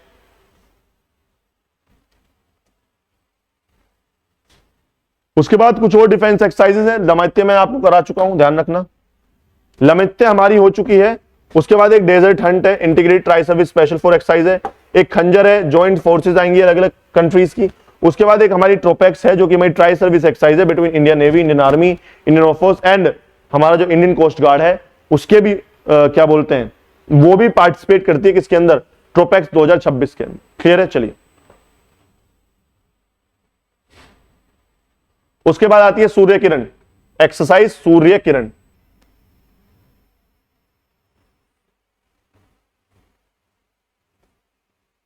देखो, एक्सरसाइज सूर्य किरण किसके बीच में है? सबसे पहले तो सर इंडिया नेपाल के बीच में है। और ये कैसी है? काउंटर टेरर एक्सरसाइज है। कहां हुई है इस बार? पिथौरागढ़ उत्तराखंड के अंदर हुई है। तो सूर्य किरण 19, ध्यान रखना, 19वां एडिशन था इसका। और ये कंडक्टेड एनुअली कराई जाती है ऑल्टरनेटिवली। इस बार कहां पर हुई है? उत्तराखंड में। अगली बार कहां होगी? नेपाल के अंदर होगी। तो ध्यान रखना, सूर्य किरण एक्सरसाइज किसके बीच में? इंडिया नेपाल के बीच में। काउंटर टेरर एक्सरसाइज है, ऑल्टरनेटिवली होती है, एनुअली होती है। इस बार कहां हुई है? हमारे उत्तराखंड पिथौरागढ़ के अंदर हुई है। कहां है? कुमाऊं के क्षेत्रों में है पिथौरागढ़। उसके बाद आता है desert cyclone 2, exercise desert cyclone 2। तो एक्सरसाइज डेजर्ट साइक्लोन जो 2 है, सेकंड एडिशन, किसके बीच में है? इंडिया और यूएई जॉइंट मिलिट्री एक्सरसाइज है। यूएई मतलब यूनाइटेड अरब अमीरात, जिसकी कैपिटल क्या है? सर दुबई नहीं, मूर्खो, आबू धाबी। क्या है? Abu Dhabi is the capital of UAE. Clear है? तो इसका सेकंड एडिशन था और आबू धाबी के अंदर ही हुई है। कहां हेल्ड हुई है? It held in Dubai. और ये दिसंबर में हुई थी 2025 के अंदर। सेकंड एडिशन था इसका, इनॉग्रल एडिशन 2024 के अंदर था। और ऐसे ही फिर से ये दिसंबर में जाके दोबारा से एक्सरसाइज होगी, that is exercise desert cyclone लेकिन आपके एग्जाम के लिए क्या है, दिसंबर तक का टाइम नहीं है, आपका एग्जाम तो कब है, ये सितंबर में आ रहा है आपका एग्जाम। तो क्लियर है, चले आगे, चलिए नेक्स्ट। तो एक्साइज डेजर्ट साइक्लोन समझ में आ गई है। और ऐसे ही जैसे ये तो मैं बता दूं ज्वाइंट मिलिट्री एक्सरसाइज है यूएई के बीच में, यूएई के साथ हमारी एक एक्सरसाइज होती है जईद तलवार। क्या होती है, जईद तलवार, और वो किसके बीच में होती है, इंडिया नेवी और UAE navy, that means that is a naval exercise. तो जईद तलवार नेवल है, desert cyclone joint military exercise है। क्लियर है। और आईएनएस विशाखापट्टनम और आईएनएस हमारा जो त्रिकंड है उन्होंने पार्टिसिपेट किया है इस एक्सरसाइज के अंदर। क्लियर है, चलिए नेक्स्ट।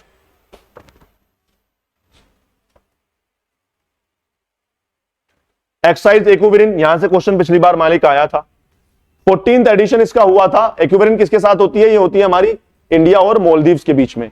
इंडिया और मालदीव्स के बीच में ये बाइलेटरल और ज्वाइंट मिलिट्री एक्सरसाइज है। क्या है, ज्वाइंट मिलिट्री एक्सरसाइज है। कहां पर हुई है, केरला में हुई थी, तिरुवनंतपुरम में। और एक एक्विरिन का मतलब होता है फ्रेंड्स इन दिवेली लैंग्वेज, ध्यान रखना एक्विरिन। उसके बाद एक एक्सरसाइज और है मालदीव्स के साथ जो हमारी होती है, दैट इज एकाता। क्या है, एकाता है, ध्यान रखना। बायलैटरल एक्सरसाइज है एक्विरिन और एकाता। उसके साथ एक ट्राइलैटरल एक्सरसाइज और होती है मलेशिया के साथ हमारी, दैट इज दोस्ती। बस उसमें एक चीज और ऐड हो जाती है, श्रीलंका। और ये है आपका क्या, ये है आपका सर इसी साल का पीवाईक्यू, इसी साल का एग्जाम के अंदर क्वेश्चन पूछा गया, इसी साल। क्लियर है, तो ध्यान रखना एक्सरसाइज एक्विरिन एकाता और दोस्ती। एक्विरिन और जो एकाता है वो बायलैटरल है बिटवीन इंडिया एंड मालदीव्स, और ये कैसी है, ये ट्राइलेटरल है, इसमें श्रीलंका और ऐड हो जाता है। क्लियर है, चलिए नेक्स्ट। हारीमाऊ शक्ति, देखिए हारीमाऊ शक्ति इंडिया और मलेशिया के बीच में एक एक्सरसाइज होती है, हारीमाऊ शक्ति।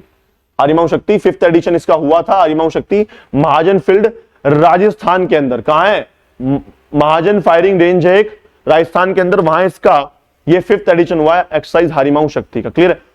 उसके अलावा कौन सी एक्सरसाइज है, और उड़ान शक्ति मलेशिया के साथ है, और उसके साथ एक समुद्र लक्ष्मणा है, ये भी हमारा इंडिया और मलेशिया के साथ होती है। समुद्र लक्ष्मणा और उड़ान शक्ति इंडिया और मलेशिया के बीच में। क्लियर है, चलिए नेक्स्ट। उसके बाद आती है एक्सरसाइज बोल्ड कुरुक्षेत्र। क्या आती है, एक्सरसाइज बोल्ड कुरुक्षेत्र। इसका 14th एडिशन था, इंडिया और सिंगापुर के बीच में होती है, बड़ी ही फेमस और बहुत पुरानी एक्सरसाइज है। इंडिया सिंगापुर के बीच में एक मिलिट्री एक्सरसाइज है जो कहां, बोल्ड कुरुक्षेत्र। कहां पर हुई है ये, जोधपुर इंडिया के अंदर हुई है, राजस्थान जोधपुर है वहां पर हुई है। ये ज्वाइंट मिलिट्री एक्सरसाइज थी, 2025 में पहली बार कराई गई थी इसको। क्लियर है, तो ध्यान रखना 2005 में स्टार्ट हुई थी। इस बार का एडिशन क्या है, 14th edition joint military exercise है between India and Singapore, that is bold Kurukshetra. और कहां पर हुई है, it held at Jodhpur, India के अंदर, जोधपुर के अंदर हुई। क्लियर, चलिए नेक्स्ट। उसके बाद आती है सिम्बेक्स। सेम सिंगापुर के साथ एक और एक्सरसाइज हमारी सिम्बेक्स, बड़ी फेमस और बहुत पुरानी एक्सरसाइज है सिम्बेक्स। सिम्बेक्स की फुल फॉर्म ध्यान रखना, Singapore India maritime bilateral exercise. Singapore India maritime bilateral exercise लिखा हुआ है, Singapore India maritime bilateral exercise, SIMBEX नाम रखा हुआ है इसका। एक्सरसाइज लॉ एंड किंग के नाम से स्टार्ट हुई थी 1994 के अंदर, और इसका 32nd एडिशन था इस बार। क्लियर है, कौन सा एडिशन था, 1994 में लगा लो, 32nd एडिशन इसका हो चुका है। क्लियर है, चलिए नेक्स्ट।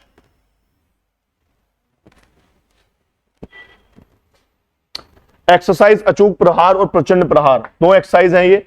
अचूक प्रहार तो किसके बीच में है, आर्मी और आईटीबीपी के बीच में है। किसके बीच में, आईटीबीपी और आर्मी के बीच में है टू कंडक्ट एक्सरसाइज अचूक प्रहार। ये कहां पर हुई है, अरुणाचल प्रदेश में, ध्यान रखना।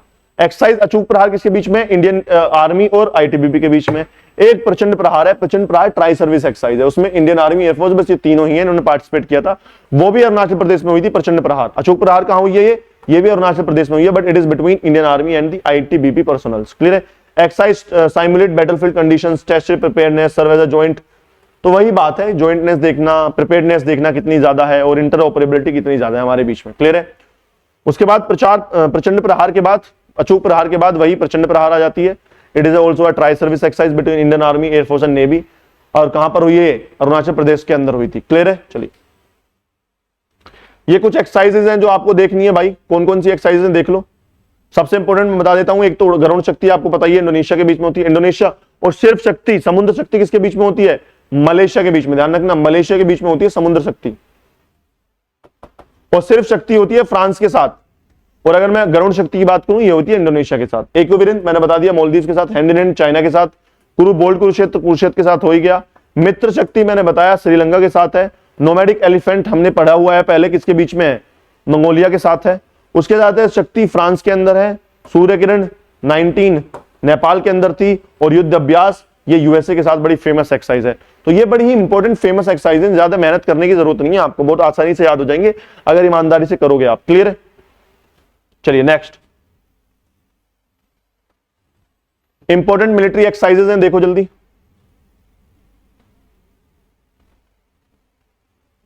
इंपॉर्टेंट मिलिट्री एक्सरसाइजेस कौन कौन सी हैं देखो। एक तो ये सिलिनेक्स है, उसके बाद सिलिनेक्स के बाद एक है सिलिनेक्स किसके साथ है, इंडिया और श्रीलंका से पता चला होगा, नेवल एक्सरसाइज है। क्लियर है?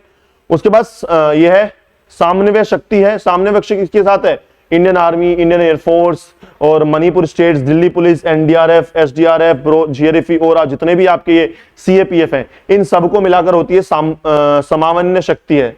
क्लियर है? नाम से पता चला है समा गए हैं सारे के सारे। उनके असम के अंदर ये हुई थी इस बार, तिनसुकिया के डिस्ट्रिक्ट। सस्टेनेबल पावर 1404 ईरान की है ये। Super Garuda shield US, Indonesia, 12 other countries हैं इंडिया के साथ साथ जो ये होता है सुपर गरुड़ शील्ड। क्लियर है? तो ये कहां हुआ था, जकार्ता सुमात्रा के अंदर हुआ था, रियर आर्किपेलागो के अंदर। क्लियर है? चल उसके बाद कुछ एक्सरसाइजेस नहीं है, प्लीज देखना इनको एक बार। उसके बाद आगे चलते हैं मेन चीज पर। ये बहुत इंपॉर्टेंट एक्सरसाइज में लिखी हुई है, बता देता हूं। जैसे कि युद्ध अभ्यास बहुत फेमस है, ये आपकी यूएसए के साथ होती है। उसके बाद सियोम प्रहार है, ये अरुणाचल प्रदेश इंडियन आर्मी की एक एक्सरसाइज है। उसके बाद एक मैत्री है। मैत्री क्या है, मैत्री 14th एडिशन है इसका, मेघालय के अंदर हुई थी। एक जपाद है। जपाद क्या है, 20+ countries including China and Pakistan है, तो मल्टीलेटरल एक्सरसाइज है, ऑफ रशिया की है। ब्राइट स्टार अलेक्जेंड्रिया इजिप्ट उसके साथ होती है, ये क्लियर है, ध्यान रखेंगे। चलो तो युद्ध अभ्यास ध्यान रखना है इसमें, युद्ध अभ्यास बड़ा इंपॉर्टेंट है यूएसए के साथ जो एक्सरसाइज होती है। उसके बाद चलते हैं जस्टिस मिशन। जस्टिस मिशन में कुछ भी नहीं है, जो चाइना की है, पीएलए है, पीपल्स लिबरेशन आर्मी, उसने conducting large scale military exercise करी थी ताइवान के आसपास।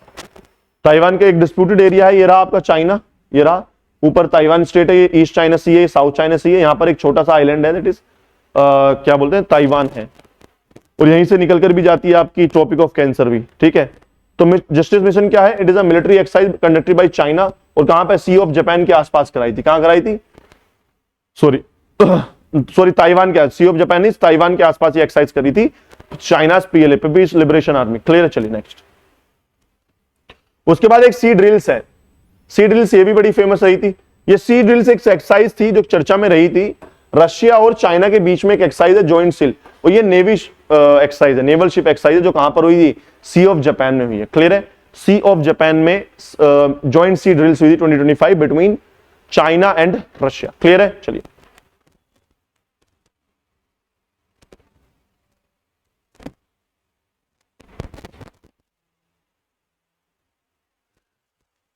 देखिए प्रलय मिसाइल ये कराई थी मैंने आपको एक बार, दोबारा देख लेते हैं। प्रलय मिसाइल को लॉन्च किया था Salvo launch.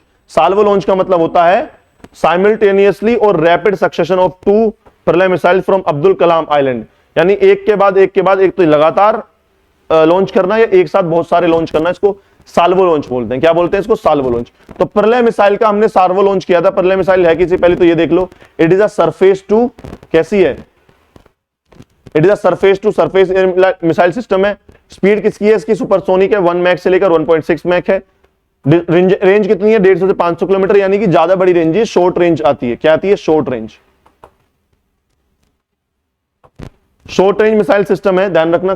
Can change path is after covering certain range mid air, difficult to probe. It is capable of being launch from mobile launchers and has latest navigation, यानी मोबाइल लॉन्चर से भी use किया जाता है। देखेंगे आगे अग्नि prime P I थी, उसको किसमें, रेल से लॉन्च किया गया था, वो भी हम देखेंगे। क्लियर? तो राइट समझ में आ गई प्रलय मिसाइल के बारे में। चलिए नेक्स्ट, हाइपरसोनिक मिसाइल डेवलपमेंट देख लो थोड़ा इसके बारे में। DRDO has achieved a major technological breakthrough in hypersonic development. DRDO को एक ब्रेक थ्रू मिला था, क्या है वो, conducted a long duration test होता है, वो हमने कराया था। क्लियर है? तो होता क्या है, सबसोनिक जो हमारी 1 मैक से 0.8 मैक या 1 मैक से नीचे की स्पीड होती है, सुपरसोनिक 1 मैक से 5 मैक तक, और हाइपरसोनिक की होती है 5 मैक या उससे ज्यादा की स्पीड कैसी होती है, हाइपरसोनिक। तो सबसे तेज क्या है, हाइपरसोनिक। उसके बाद क्या है, उसके बाद है हमारी क्या, सुपरसोनिक, और उसके बाद है हमारी सबसोनिक, सबसे कम स्पीड वाली। क्लियर है? तो ये क्या है, डीआरडीओ जो हाइपरसोनिक मिसाइल जेट वो मिसाइल्स बना रहा है, उसके लिए एक पूरा जेट इंजन होता है पीछे की तरफ जो थ्रस्ट पैदा करता है, उसी का डेवलपमेंट चला था। उसी में हमने एक बड़ा लॉन्ग रेंज का एक क्या बोलते हैं उसको, एक ब्रेक थ्रू हमको मिला है, एक मेजर टेक्नोलॉजिकल एडवांसमेंट हमको इसमें मिला है। क्लियर है? चलिए next, missile system in India. अब देखो, दो तरीके की मिसाइल्स होती हैं हमेशा। कैसी मिसाइल्स होती हैं? दो तरीके। कौन कौन सी सर? एक तो होती है आपकी बैलिस्टिक मिसाइल, और एक होती है आपकी क्रूज मिसाइल। क्या होती है? Cruise missile. बैलिस्टिक मिसाइल क्या करती है, एक पैराबोलिक पाथ फॉलो करती है। क्या करती है? पैराबोलिक पाथ फॉलो करती है। यानी उसको अगर यहां हिट करना है तो डायरेक्ट तो हिट नहीं कर सकती, क्योंकि बीच में जमीन आ गई, अर्थ का कर्वेचर होता है। तो ये मिसाइल पहले ऊपर जाएगी, यहां गई, अब इसको क्या दिखाई दिया, अब इसको दिखाई दे गया कहां इसको टारगेट हिट करना है। क्लियर? उस टारगेट को लॉक करेगी और फिर से जाकर उस टारगेट पर गिरेगी। तो एक पैराबोला पाथ इसने फॉलो किया, एक बहुत ऊंचे सरफेस एटमॉस्फेयर में गई और वहां से दोबारा से री एंट्री लेकर ये आई। क्रूज मिसाइल जबकि इसकी उल्टी है। क्रूज मिसाइल ग्राउंड के बहुत पास चलती है, क्रूज करते हुए, बहुत क्रूज करते हुए ग्राउंड के पास चलती है और जाकर टारगेट को हिट करती है। अब लीथल कौन सा है ये देख लो एक बार। हो क्या रहा है यहां पर, अगर आप ध्यान से देखोगे, एक मिनट, अगर आप ध्यान से देखोगे तो हुआ क्या, ये वाली जो मिसाइल है ये ऊपर गई और तब जाकर इसने टारगेट को हिट करा, जबकि क्रूज मिसाइल सरफेस के बड़े पास में चल रही है और तब जाकर हिट कर रही है। होता क्या है, मान के चलो यहां किसी का रडार सिस्टम है। क्या है? यहां रडार सिस्टम है। अब रडार सिस्टम कुछ इस तरीके से डिटेक्ट करता है। कैसे डिटेक्ट कर? ऐसे। अब ये बात देखो, बैलिस्टिक मिसाइल इसके रडार के एरिया में आता ही बहुत पहले से डिटेक्ट हो गई और बहुत समय तक उसने इसको फॉलो किया रडार ने, और जाकर इसके सामने इंटरसेप्ट मिसाइल भेज दी और ये रोक दी। क्योंकि बैलिस्टिक मिसाइल को बहुत ऊपर जाकर ये रडार की रेंज में आ जाती है और पहले ही डिटेक्ट हो जाती हैं, जबकि जो क्रूज मिसाइल है वो सरफेस के आसपास क्रूज करती है और रडार में नहीं आ पाती। जब टारगेट के बिल्कुल पास में आ जाती है तब डिटेक्ट होती है, और तब की हो कि वो हाइपरसोनिक है। हाइपरसोनिक की स्पीड बहुत ज्यादा होती है, तब रिएक्ट कर पाना किसी भी एयर डिफेंस सिस्टम के लिए बड़ा ही मुमकिन, बड़ा ही दिक्कत वाला। इसलिए क्रूज मिसाइल बड़ी ही क्या होती हैं, बड़ी ही लीथल होती हैं। क्लियर है? तो समझ में आ गया। Intercontinental ballistic missile traditional ballistic trajectory को फॉलो करती है, अर्ली डिटेक्शन इनका पॉसिबल हो जाता है। और दूसरी बात, क्रूज मिसाइल का देख लो, टिपिकल मिसाइल डिटेक्शन सिस्टम होता है, डिटेक्ट कर पाना बड़ा मुश्किल है, क्योंकि यहां बहुत लेट जाकर जा रही है और बहुत इतनी जल्दी में टारगेट हिट कर जाएगी। तो इंडिया का मिसाइल सिस्टम क्या है? इंडिया पर कौन कौन सी मिसाइल्स हैं? तो इंडिया के ऊपर दोनों मिसाइल्स हैं। इंडिया के पास बैलिस्टिक भी है और क्रूज मिसाइल्स भी है। और अगर मैं बैलिस्टिक की बात करूं तो बैलिस्टिक ट्रैजेक्टरी को फॉलो करती हैं, उसमें भी दो है हमारे पास, क्रूज और बैलिस्टिक में दो दो मिसाइल्स हैं। मैं बैलिस्टिक की बात करूं तो हमारे पास एक शॉर्ट रेंज मिसाइल है बैलिस्टिक में, दैट इज पृथ्वी 1 एंड पृथ्वी 2 पृथ्वी 3, जो कि एयर डिफेंस का भी काम करता है। एक हमारे पास लॉन्ग रेंज है जो कि कंटेंडर है किसका, इंटरकॉन्टिनेंटल का कंटेंडर है। उसमें अग्नि 1 से लेकर अग्नि 5 और अग्नि 6 तक और अग्नि प्राइम तक ये मिसाइल्स हैं जो कि लॉन्ग रेंज मिसाइल सिस्टम है हमारा। जबकि क्रूज मिसाइल्स में भी दो है हमारे पास, निर्भय और ब्रह्मोस। निर्भय एक लॉन्ग रेंज सबसोनिक मिसाइल्स है, जबकि ब्रह्मोस एक सुपरसोनिक क्रूज मिसाइल्स है। क्लियर है?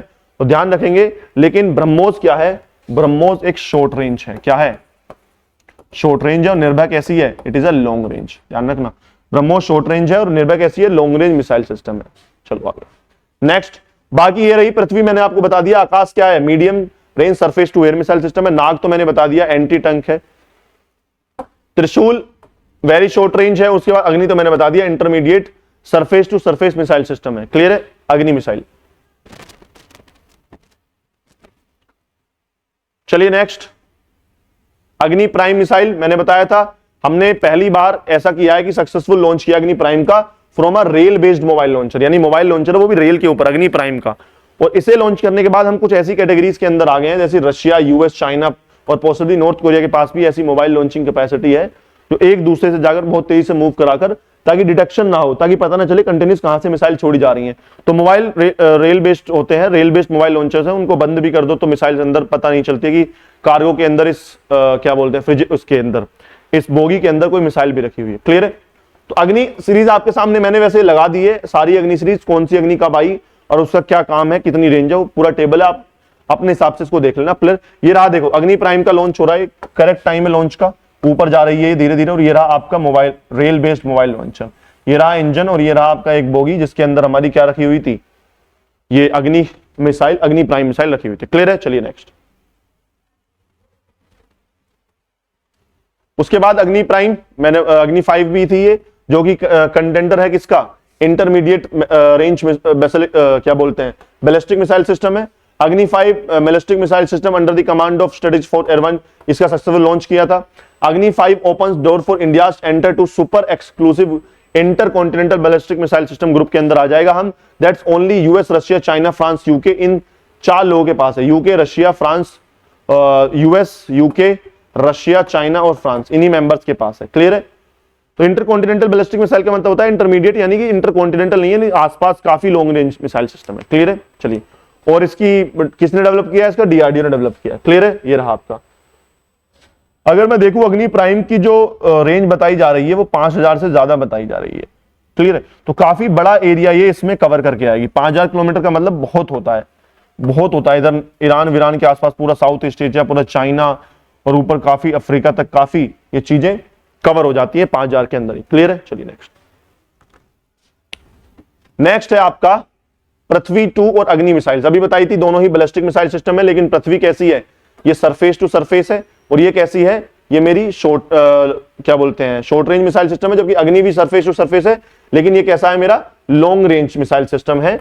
और ये न्यूक्लियर वॉरहेड लेके जा सकता है, और ये भी आपका क्या लेके जा सकता है, न्यूक्लियर कैपेबल है, और 500 किलो तक के न्यूक्लियर हेड लेके जा सकता है। जबकि अग्नि बहुत बड़ी है, इसमें पेलोड की कैपेसिटी बहुत ज्यादा है, अप टू 1000 केजी तक का पेलोड ये कैरी करके अपने साथ उड़ सकती है। क्लियर है, ये रहा पृथ्वी मिसाइल सिस्टम। अपाची हेलीकॉप्टर्स हमने अभी खरीदे हैं, किससे, यूएसए से खरीदे हैं, बस इतना ध्यान रखना। और इंडियन आर्मी ने इसको कमीशन किया है जोधपुर। कहां पर, कहां कमीशन किया गया है इसको, यूनाइटेड स्टेट्स से ये ओरिजिन है। किस कंपनी ने बनाए हैं, बोइंग ने बनाए हैं, और ये 6 यूनिट फ्लीट बनाया हमने, कहां पर, आर्मी का, जोधपुर राजस्थान के अंदर। क्लियर है, तो अपाची हेलीकॉप्टर्स अटैक हेलीकॉप्टर्स हैं, ध्यान रखना। किसने किया है, इंडियन आर्मी ने किया है। किससे किया है, यूएसए। और कितने, कौन मैन्युफैक्चरिंग है, बोइंग कंपनी की मैन्युफैक्चरर है।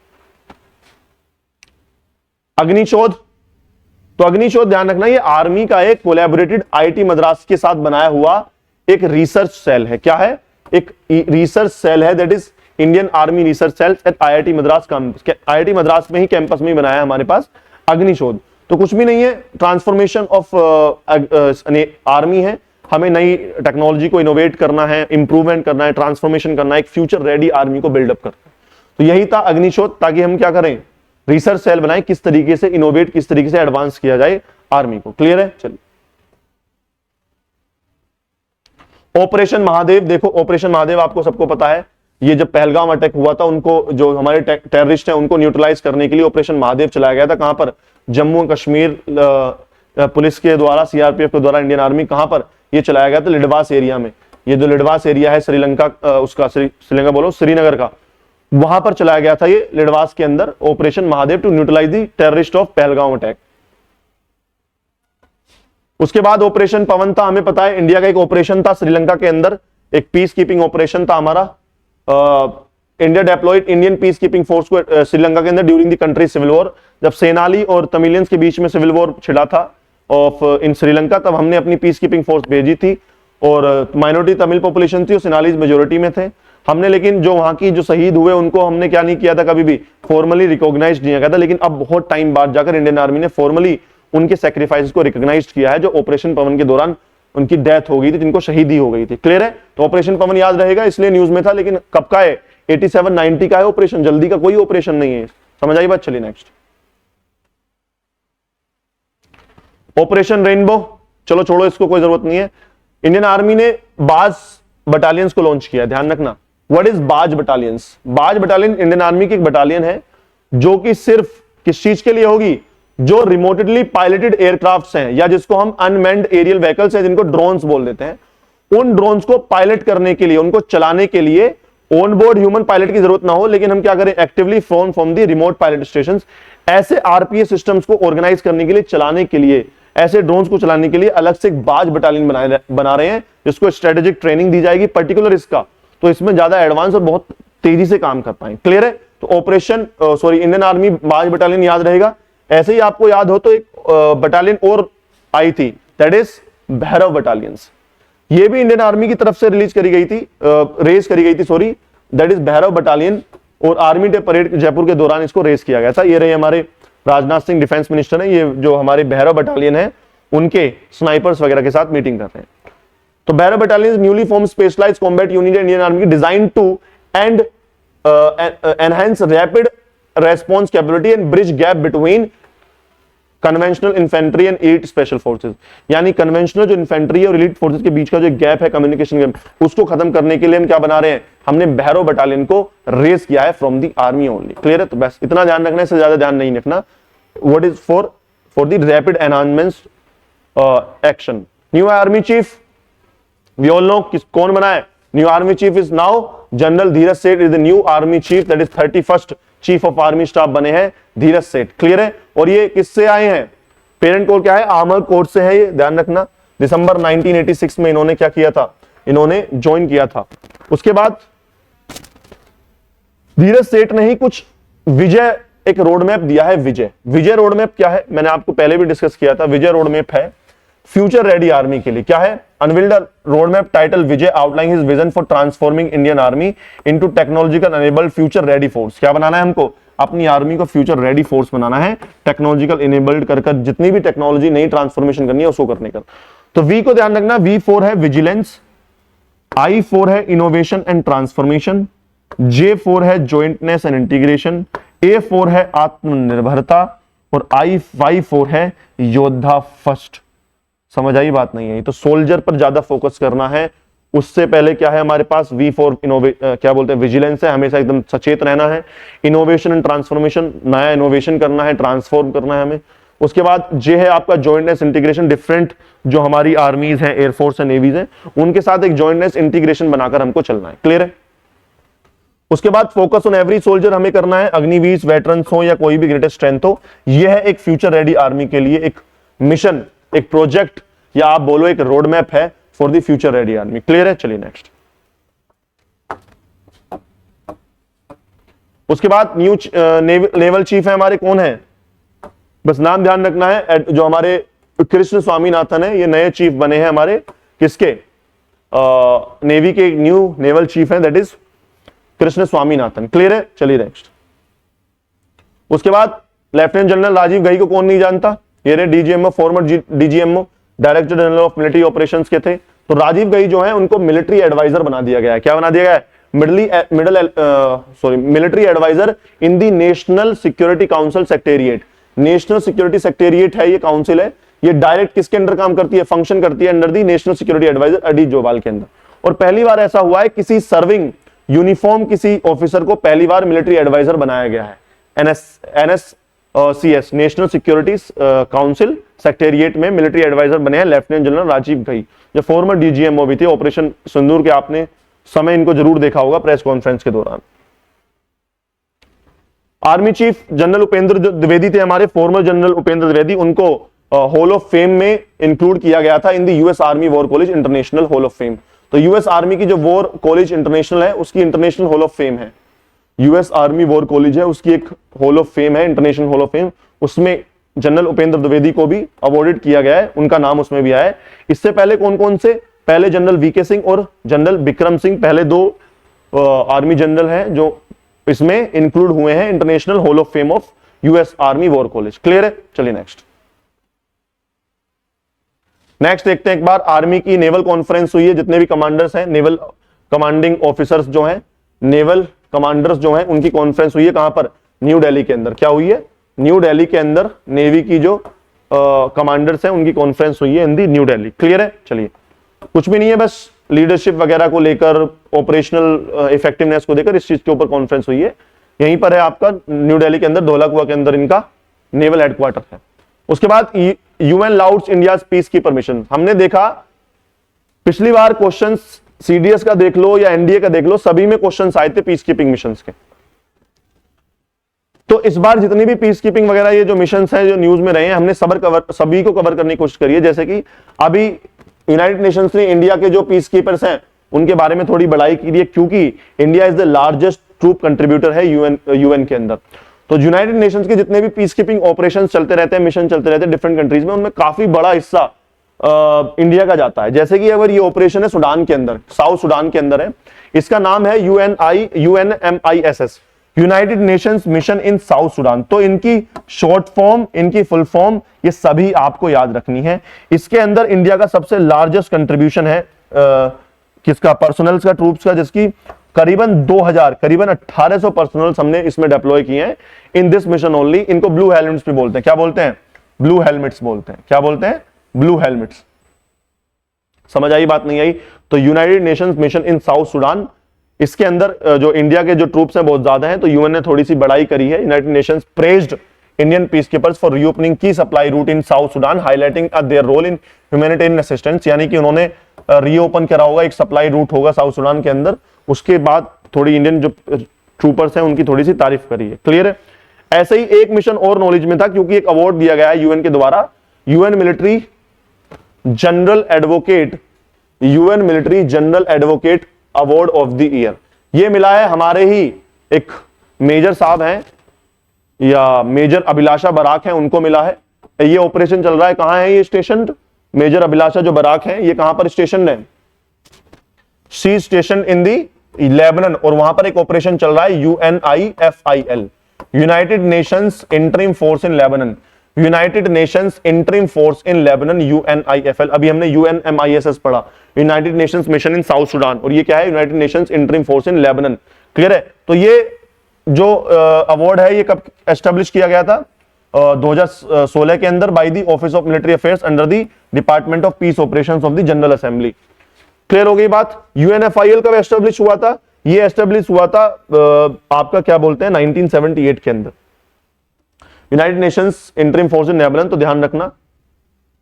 उसके बाद पहले किसी को मिला है ये एडवोकेट, हमारे इंडियन किसी ऑफिसर को? बिल्कुल, पहले हमारी मेजर सुमन थी, उनको मिला था, और मेजर राधिका सेन 2023 में, जो कहां पर है? यूएन, अभी तो मैं पढ़ा United nation mission in South Sudan, ये भी ध्यान रखना। और 2023 में एक और ऑपरेशन है MONUSCO, United Nations organisation establishment mission in DRC। तो ये बात ध्यान रखना। क्लियर है? चलिए next. First women category A flying instructor बनी है इंडियन एयरफोर्स की, पहली विमेन है, the first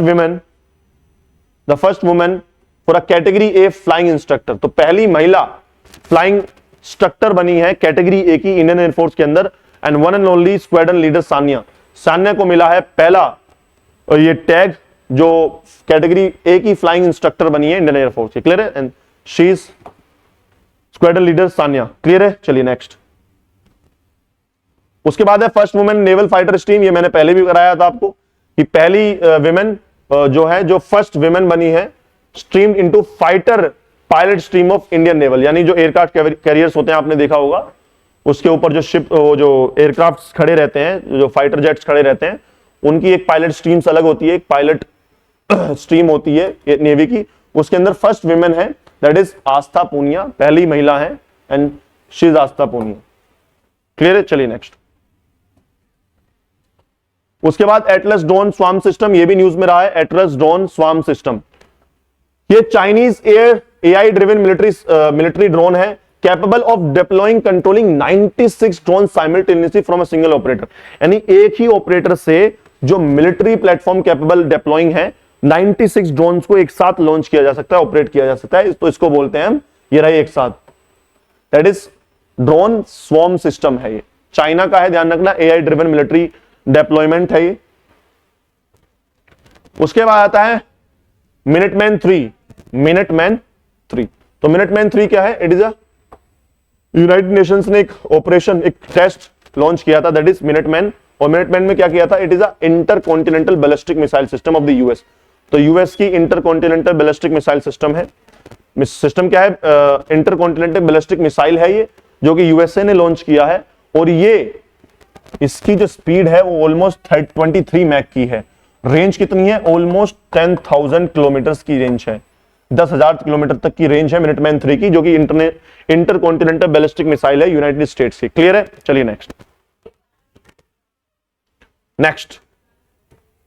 तुंगसुका air defence missile system किस कंट्री का है, बस इतना ध्यान रखना है आपको, किस कंट्री से है। हमने कॉन्ट्रैक्ट साइन किया है फॉर द प्रोक्योरमेंट के लिए एक कॉन्ट्रैक्ट साइन करा है तुंगसुका एयर डिफेंस सिस्टम का। किस कंट्री से ओरिजिन है, it is a Soviet origin है। क्लियर है। रेंज कितनी है, 8 से 10 किलोमीटर की रेंज है। ऑल्टीट्यूड कितना है, 3500 मीटर तक का ऑल्टीट्यूड इसका होता है। गाइडेंस क्या है, रेडियो कमांड है। इतना ध्यान रखना है कि इसका है सोवियत ओरिजिन है, ये Soviet origin Tunguska air defence missile system है। क्लियर है। आगे चलें, चलिए नेक्स्ट।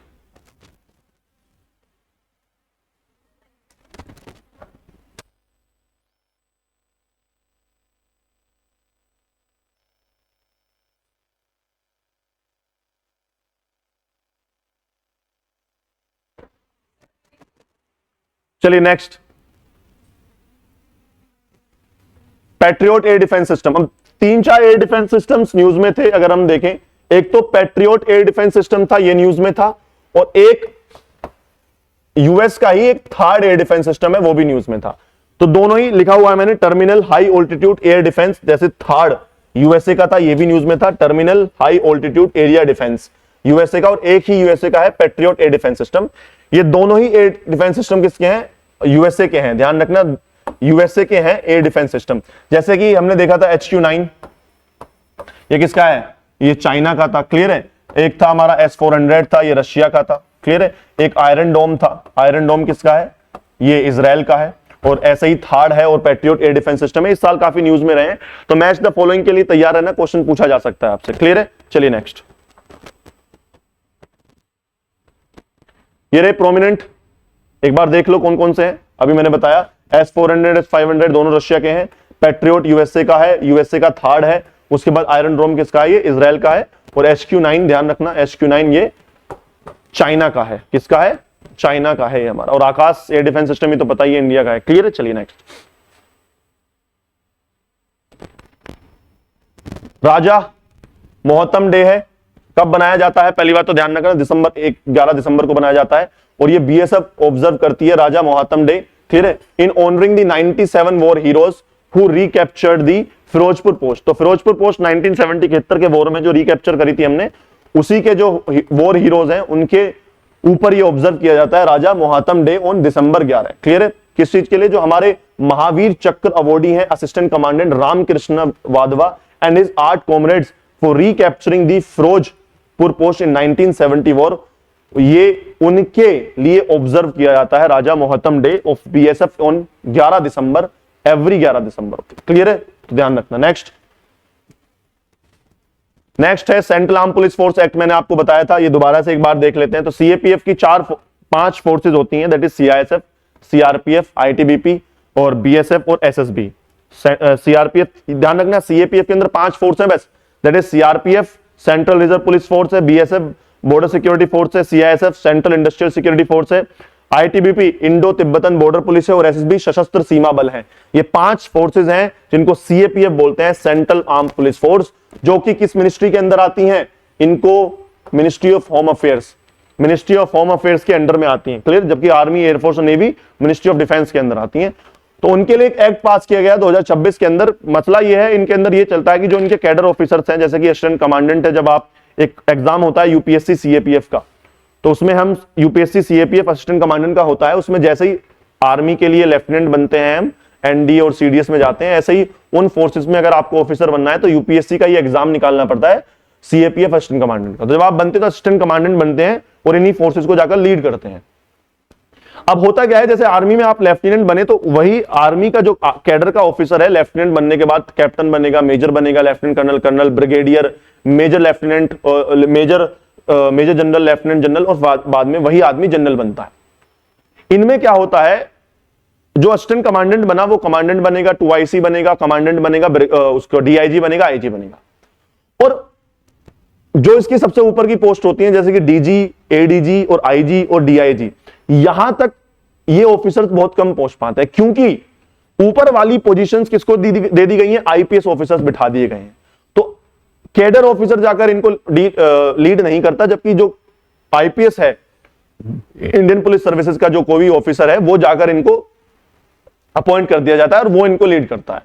तो ये मसला हमेशा से चला जा रहा था कि कैडर ऑफिसर जो हैं हमारे, जो डागोज हैं, डायरेक्टली अपॉइंटेड गैजेटेड ऑफिसर्स हैं, जो इन्हीं फोर्सेस के हैं, वो ऊपर जाकर क्यों लीड नहीं करते, उनको प्रमोशन क्यों नहीं मिलता है, जबकि अब तो बहुत समय हो गया है, अब तो ऑपरेशनल जो तरीके हैं और ऑपरेशनल वर्क है वो किसको ज्यादा पता है, कैडर ऑफिसर को ज्यादा पता है।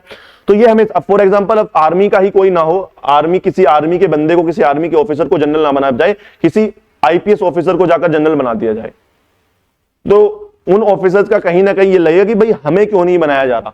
तो सरकार, सुप्रीम कोर्ट ने ये बोला था कि सरकार कोशिश करे कि ज्यादा से ज्यादा कैडर ऑफिसर्स को अपॉइंटमेंट किया जाए हायर पोस्ट के अंदर, यानी हायर ऑफिसर्स के अंदर, जैसे कि एडीजी और डीजी के अंदर।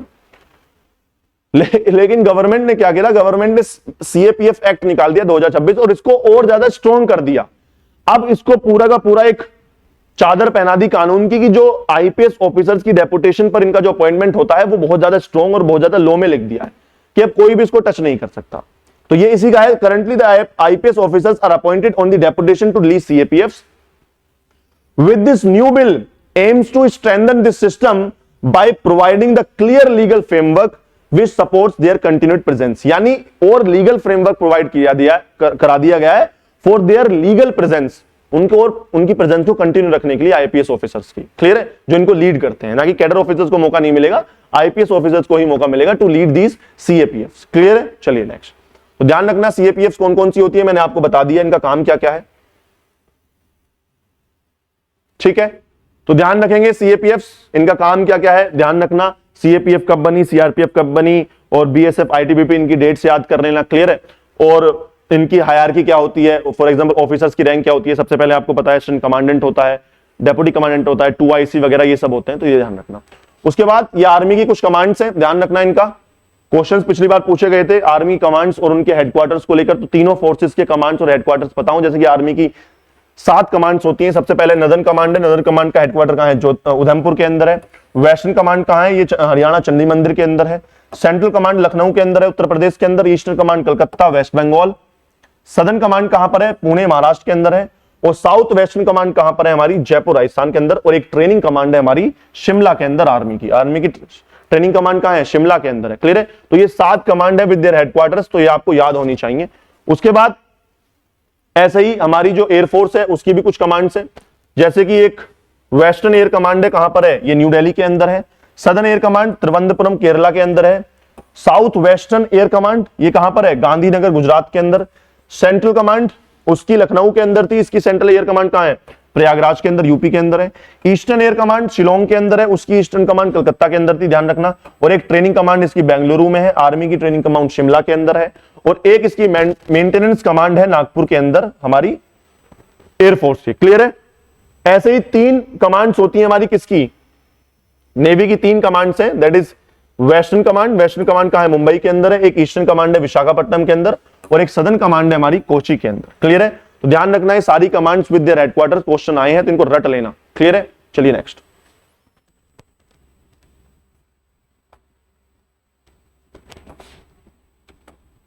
एक बार ऑफिसर्स रैंकिंग देख लीजिए, यहां से भी क्वेश्चन पूछे जाते हैं, कौन किसके इक्विवेलेंट है। लेफ्टिनेंट होता है सबसे पहले इंडियन आर्मी के अंदर, और वो इक्विवेलेंट होता है किसके, फ्लाइंग ऑफिसर और सब लेफ्टिनेंट की। क्लियर है, ऐसे ही कैप्टन आता है, मेजर है, लेफ्टिनेंट कर्नल है और कर्नल है। ये 5 फोर्स ध्यान रखना, लेफ्टिनेंट है, कैप्टन है, मेजर है, और उसके बाद लेफ्टिनेंट कर्नल और कर्नल। ऐसे ही same flying officer, lieutenant, flight lieutenant होता है, स्क्वाड्रन लीडर होता है। स्क्वाड्रन लीडर सानिया आपको याद होगी, Sania category A flying instructor बनी है एयरफोर्स के अंदर, तो ध्यान रखना वो स्क्वाड्रन लीडर है। उसके बाद आता है विंग कमांडर और आता है ग्रुप कैप्टन। क्लियर है, तो ये 5 हो गई। ऐसे ही सेम टू सेम होती है इसमें सब लेफ्टिनेंट, लेफ्टिनेंट, उसके बाद होती है लेफ्टिनेंट कमांडर, कमांडर और कैप्टन। इसका ग्रुप कैप्टन इसके कैप्टन के बराबर होता है, लेकिन इनके जो कैप्टन है वो कर्नल के बराबर होता है आर्मी के, ध्यान रखना। और इनके ऊपर स्टार्ट होती है star, 1 star, 2 star, 3 star, 4 star rank start होती है, स्टार रैंक स्टार्ट होती है। जैसे कि अगर ब्रिगेडियर की बात करूं आर्मी में, एयर कॉमोडर की बात करूं एयरफोर्स में, और कॉमोडर की बात करूं नेवी में, तो ये होती है 1 स्टार रैंक। क्या होती है ये, 1 स्टार। कॉलर पर आप देखोगे 1 स्टार बना रहता है। जब कभी कोई गाड़ी जाती रहती है आर्मी की, तो रेड कलर की प्लेट पर एक गोल्डन कलर का स्टार लगा रहता है। या एयरफोर्स की बात करूं तो स्काई ब्लू की प्लेट रहती है, उस पर एक स्टार रहता है। या डार्क ब्लू रहती है नेवी की, उस पर एक प्लेट स्टार रहता है। तो एक स्टार का मतलब है उसमें या तो रेड कलर की प्लेट है तो ब्रिगेडियर साहब जा रहे होंगे, स्काई ब्लू है एयर कमोडोर जा रहे होंगे एयरफोर्स के, और इसके नेवी के कमोडोर जा रहे होंगे। क्योंकि 1 स्टार रैंक होती है, कॉलर पर भी एक इंसिग्निया अलग होते हैं, इन स्टार से ऊपर मत जाना। ऐसे तो आप लेफ्टिनेंट बनेंगे तो 3 स्टार होंगे, सॉरी 2 स्टार होंगे, ध्यान रखना। तो 1 स्टार, उसके बाद आता है मेजर जनरल, ये 2 स्टार है, ये 2 स्टार रैंक होती है। ऐसे ही वाइस मार्शल है, इसकी भी 2 स्टार है। और फिर आते हैं हमारे रियर एडमिरल, इनकी भी 2 स्टार है। उसके बाद लेफ्टिनेंट जनरल है, जो कि सेकंड हाईएस्ट पोस्ट होती है, देखिए 3 स्टार रैंक होती है। कौन सी होती है? 3 स्टार। सेम एयर मार्शल और सेम वाइस एडमिरल, और सबसे ऊपर पोस्ट होती है that is general, the chief of army, the chief of air force, air chief marshal and chief of navy, that is admiral. ये होती है 4 स्टार रैंक। क्या होती है? 4 स्टार रैंक होती है। 4 स्टार किसी की गाड़ी के आगे लिखे हो तो भाई साहब खड़े होकर रुक जाना और सल्यूट कर लेना, क्योंकि जनरल साहब जा रहे होंगे या एयर चीफ मार्शल या एडमिरल साहब उससे जा रहे होंगे। क्लियर है? समझ आई बात? नहीं आई है? ऐसे ही सेम टू सेम, अब ध्यान रखना, सीएपीएफ की रैंक्स होती हैं। अब सीएपीएफ की रैंक किसके बराबर होती है? ध्यान रखना, सीएपीएफ की रैंक स्टार्ट होती है लेफ्टिनेंट के इससे, कैप्टन से। अगर मैं आर्मी की बात करूं, आई होप दिखाई दे रहा है आपको, देखो तो यहां से स्टार्ट होती हैं, यानी जो असिस्टेंट कमांडेंट बनेगा वो इसके बराबर होगा। लेफ्टिनेंट के, फ्लाइट लेफ्टिनेंट के कैप्टन के बराबर होता है एक असिस्टेंट कमांडेंट, उसका हाइयर उसके मुकाबले होता है। असिस्टेंट कमांडेंट के बाद आता है डेप्यूटी कमांडेंट। क्लियर है? वो किसके बराबर है? वो मेजर के बराबर है। तो ना कि लेफ्टिनेंट के बराबर होता है असिस्टेंट कमांडेंट, उससे ऊपर जो पोस्ट होती है कैप्टन, उसके बराबर होता है असिस्टेंट कमांडेंट। क्लियर है? तो असिस्टेंट कमांडेंट है, डेप्यूटी कमांडेंट है, फिर आता है सेकंड इन कमांडेंट 2 IC, उसके बाद आता है कमांडेंट। क्या आता है? कमांडेंट। तो ये तो हो गई ये वाली 4। उसके बाद सेम कमोडर की तरह हो जाती है रैंक स्टार्ट। 1 स्टार रैंक तो होता है इसमें DIG, उसके बाद आता है DIG के बाद आता है IG, और IG के बाद आता है ADG 3 स्टार रैंक, और उसके बाद आता है DG। अब सीएपीएफ में 4 स्टार रैंक नहीं होती है, ये बात ध्यान रखना। सिर्फ और सिर्फ इंडियन आर्मी, नेवी, एयरफोर्स में ही 4 स्टार रैंक होती है। जो ADG और DG है, सबसे बड़ा DG होता है, वो 3 स्टार तक ही रुक जाते हैं। तो पुलिस वगैरह में और सीएपीएफ में 3 स्टार रैंक तक ही DG को मिल पाती है। 4 स्टार सिर्फ और सिर्फ कहां होती है? एयरफोर्स, नेवी और आर्मी के अंदर ही होती है। क्लियर है? तो ध्यान रखना, ये assistant commandant, deputy commandant, second in commandant जिसको 2 IC बोलते हैं, कमांडेंट होता है DIG, IG और ADG और DG। क्लियर है? तो ये है आपकी कुछ ऑफिसर्स की रैंक इन के बारे में। और ये हमने कोशिश करी है जितने भी आपके डिफेंस से रिलेटेड करंट अफेयर्स है, डिफेंस से रिलेटेड जितना भी मैटर है, आपको प्रोवाइड कराने की कोशिश करी है। फ्रॉम जनवरी से लेकर आज जून तक के करंट अफेयर्स इसमें कवर है, सॉरी जुलाई तक के करंट अफेयर्स सारे के सारे इसमें कवर है। क्लियर है? तो आई होप इसको बार बार देखें, और हम उम्मीद करते हैं कि 80% अगर डिफेंस के करंट अफेयर्स कहीं से भी आते हैं तो 80 to 90% इसी क्लास से ही आ जाएंगे। तो एक क्लास, ये जो 1-1.5 घंटे की क्लास है, इसी से ही अगर आपके 2-3-4 क्वेश्चन कवर हो रहे हैं तो इससे बेनिफिट तो कुछ, इससे बड़ा कॉस्ट ऑफ बेनिफिट तो है ही नहीं कि 1.5 घंटे पढ़ने से 3-4 क्वेश्चन कर लिया आपने किसी कंपटीशन एग्जाम के अंदर। 3-4 का मतलब है एक नंबर, 3-4 क्वेश्चन तो छोड़िए, एक नंबर से ही आप 5, 6 और 7 रैंक ऊपर नीचे हो जाते हो। क्लियर है? तो आई होप बार बार देखिए भाई साहब, इसको रिवाइज करिए। 3-4 बार समझ में नहीं आई तो नोट्स देखिए, रिवाइज करिए, 2-3 दिन सब दिमाग में रट जाएंगे। क्लियर है? तो आई होप क्लास आपको हेल्पफुल लगी होगी। तब तक के लिए पढ़ते रहिए, तैयारी करते रहिए। All the best for exam. जय हिंद।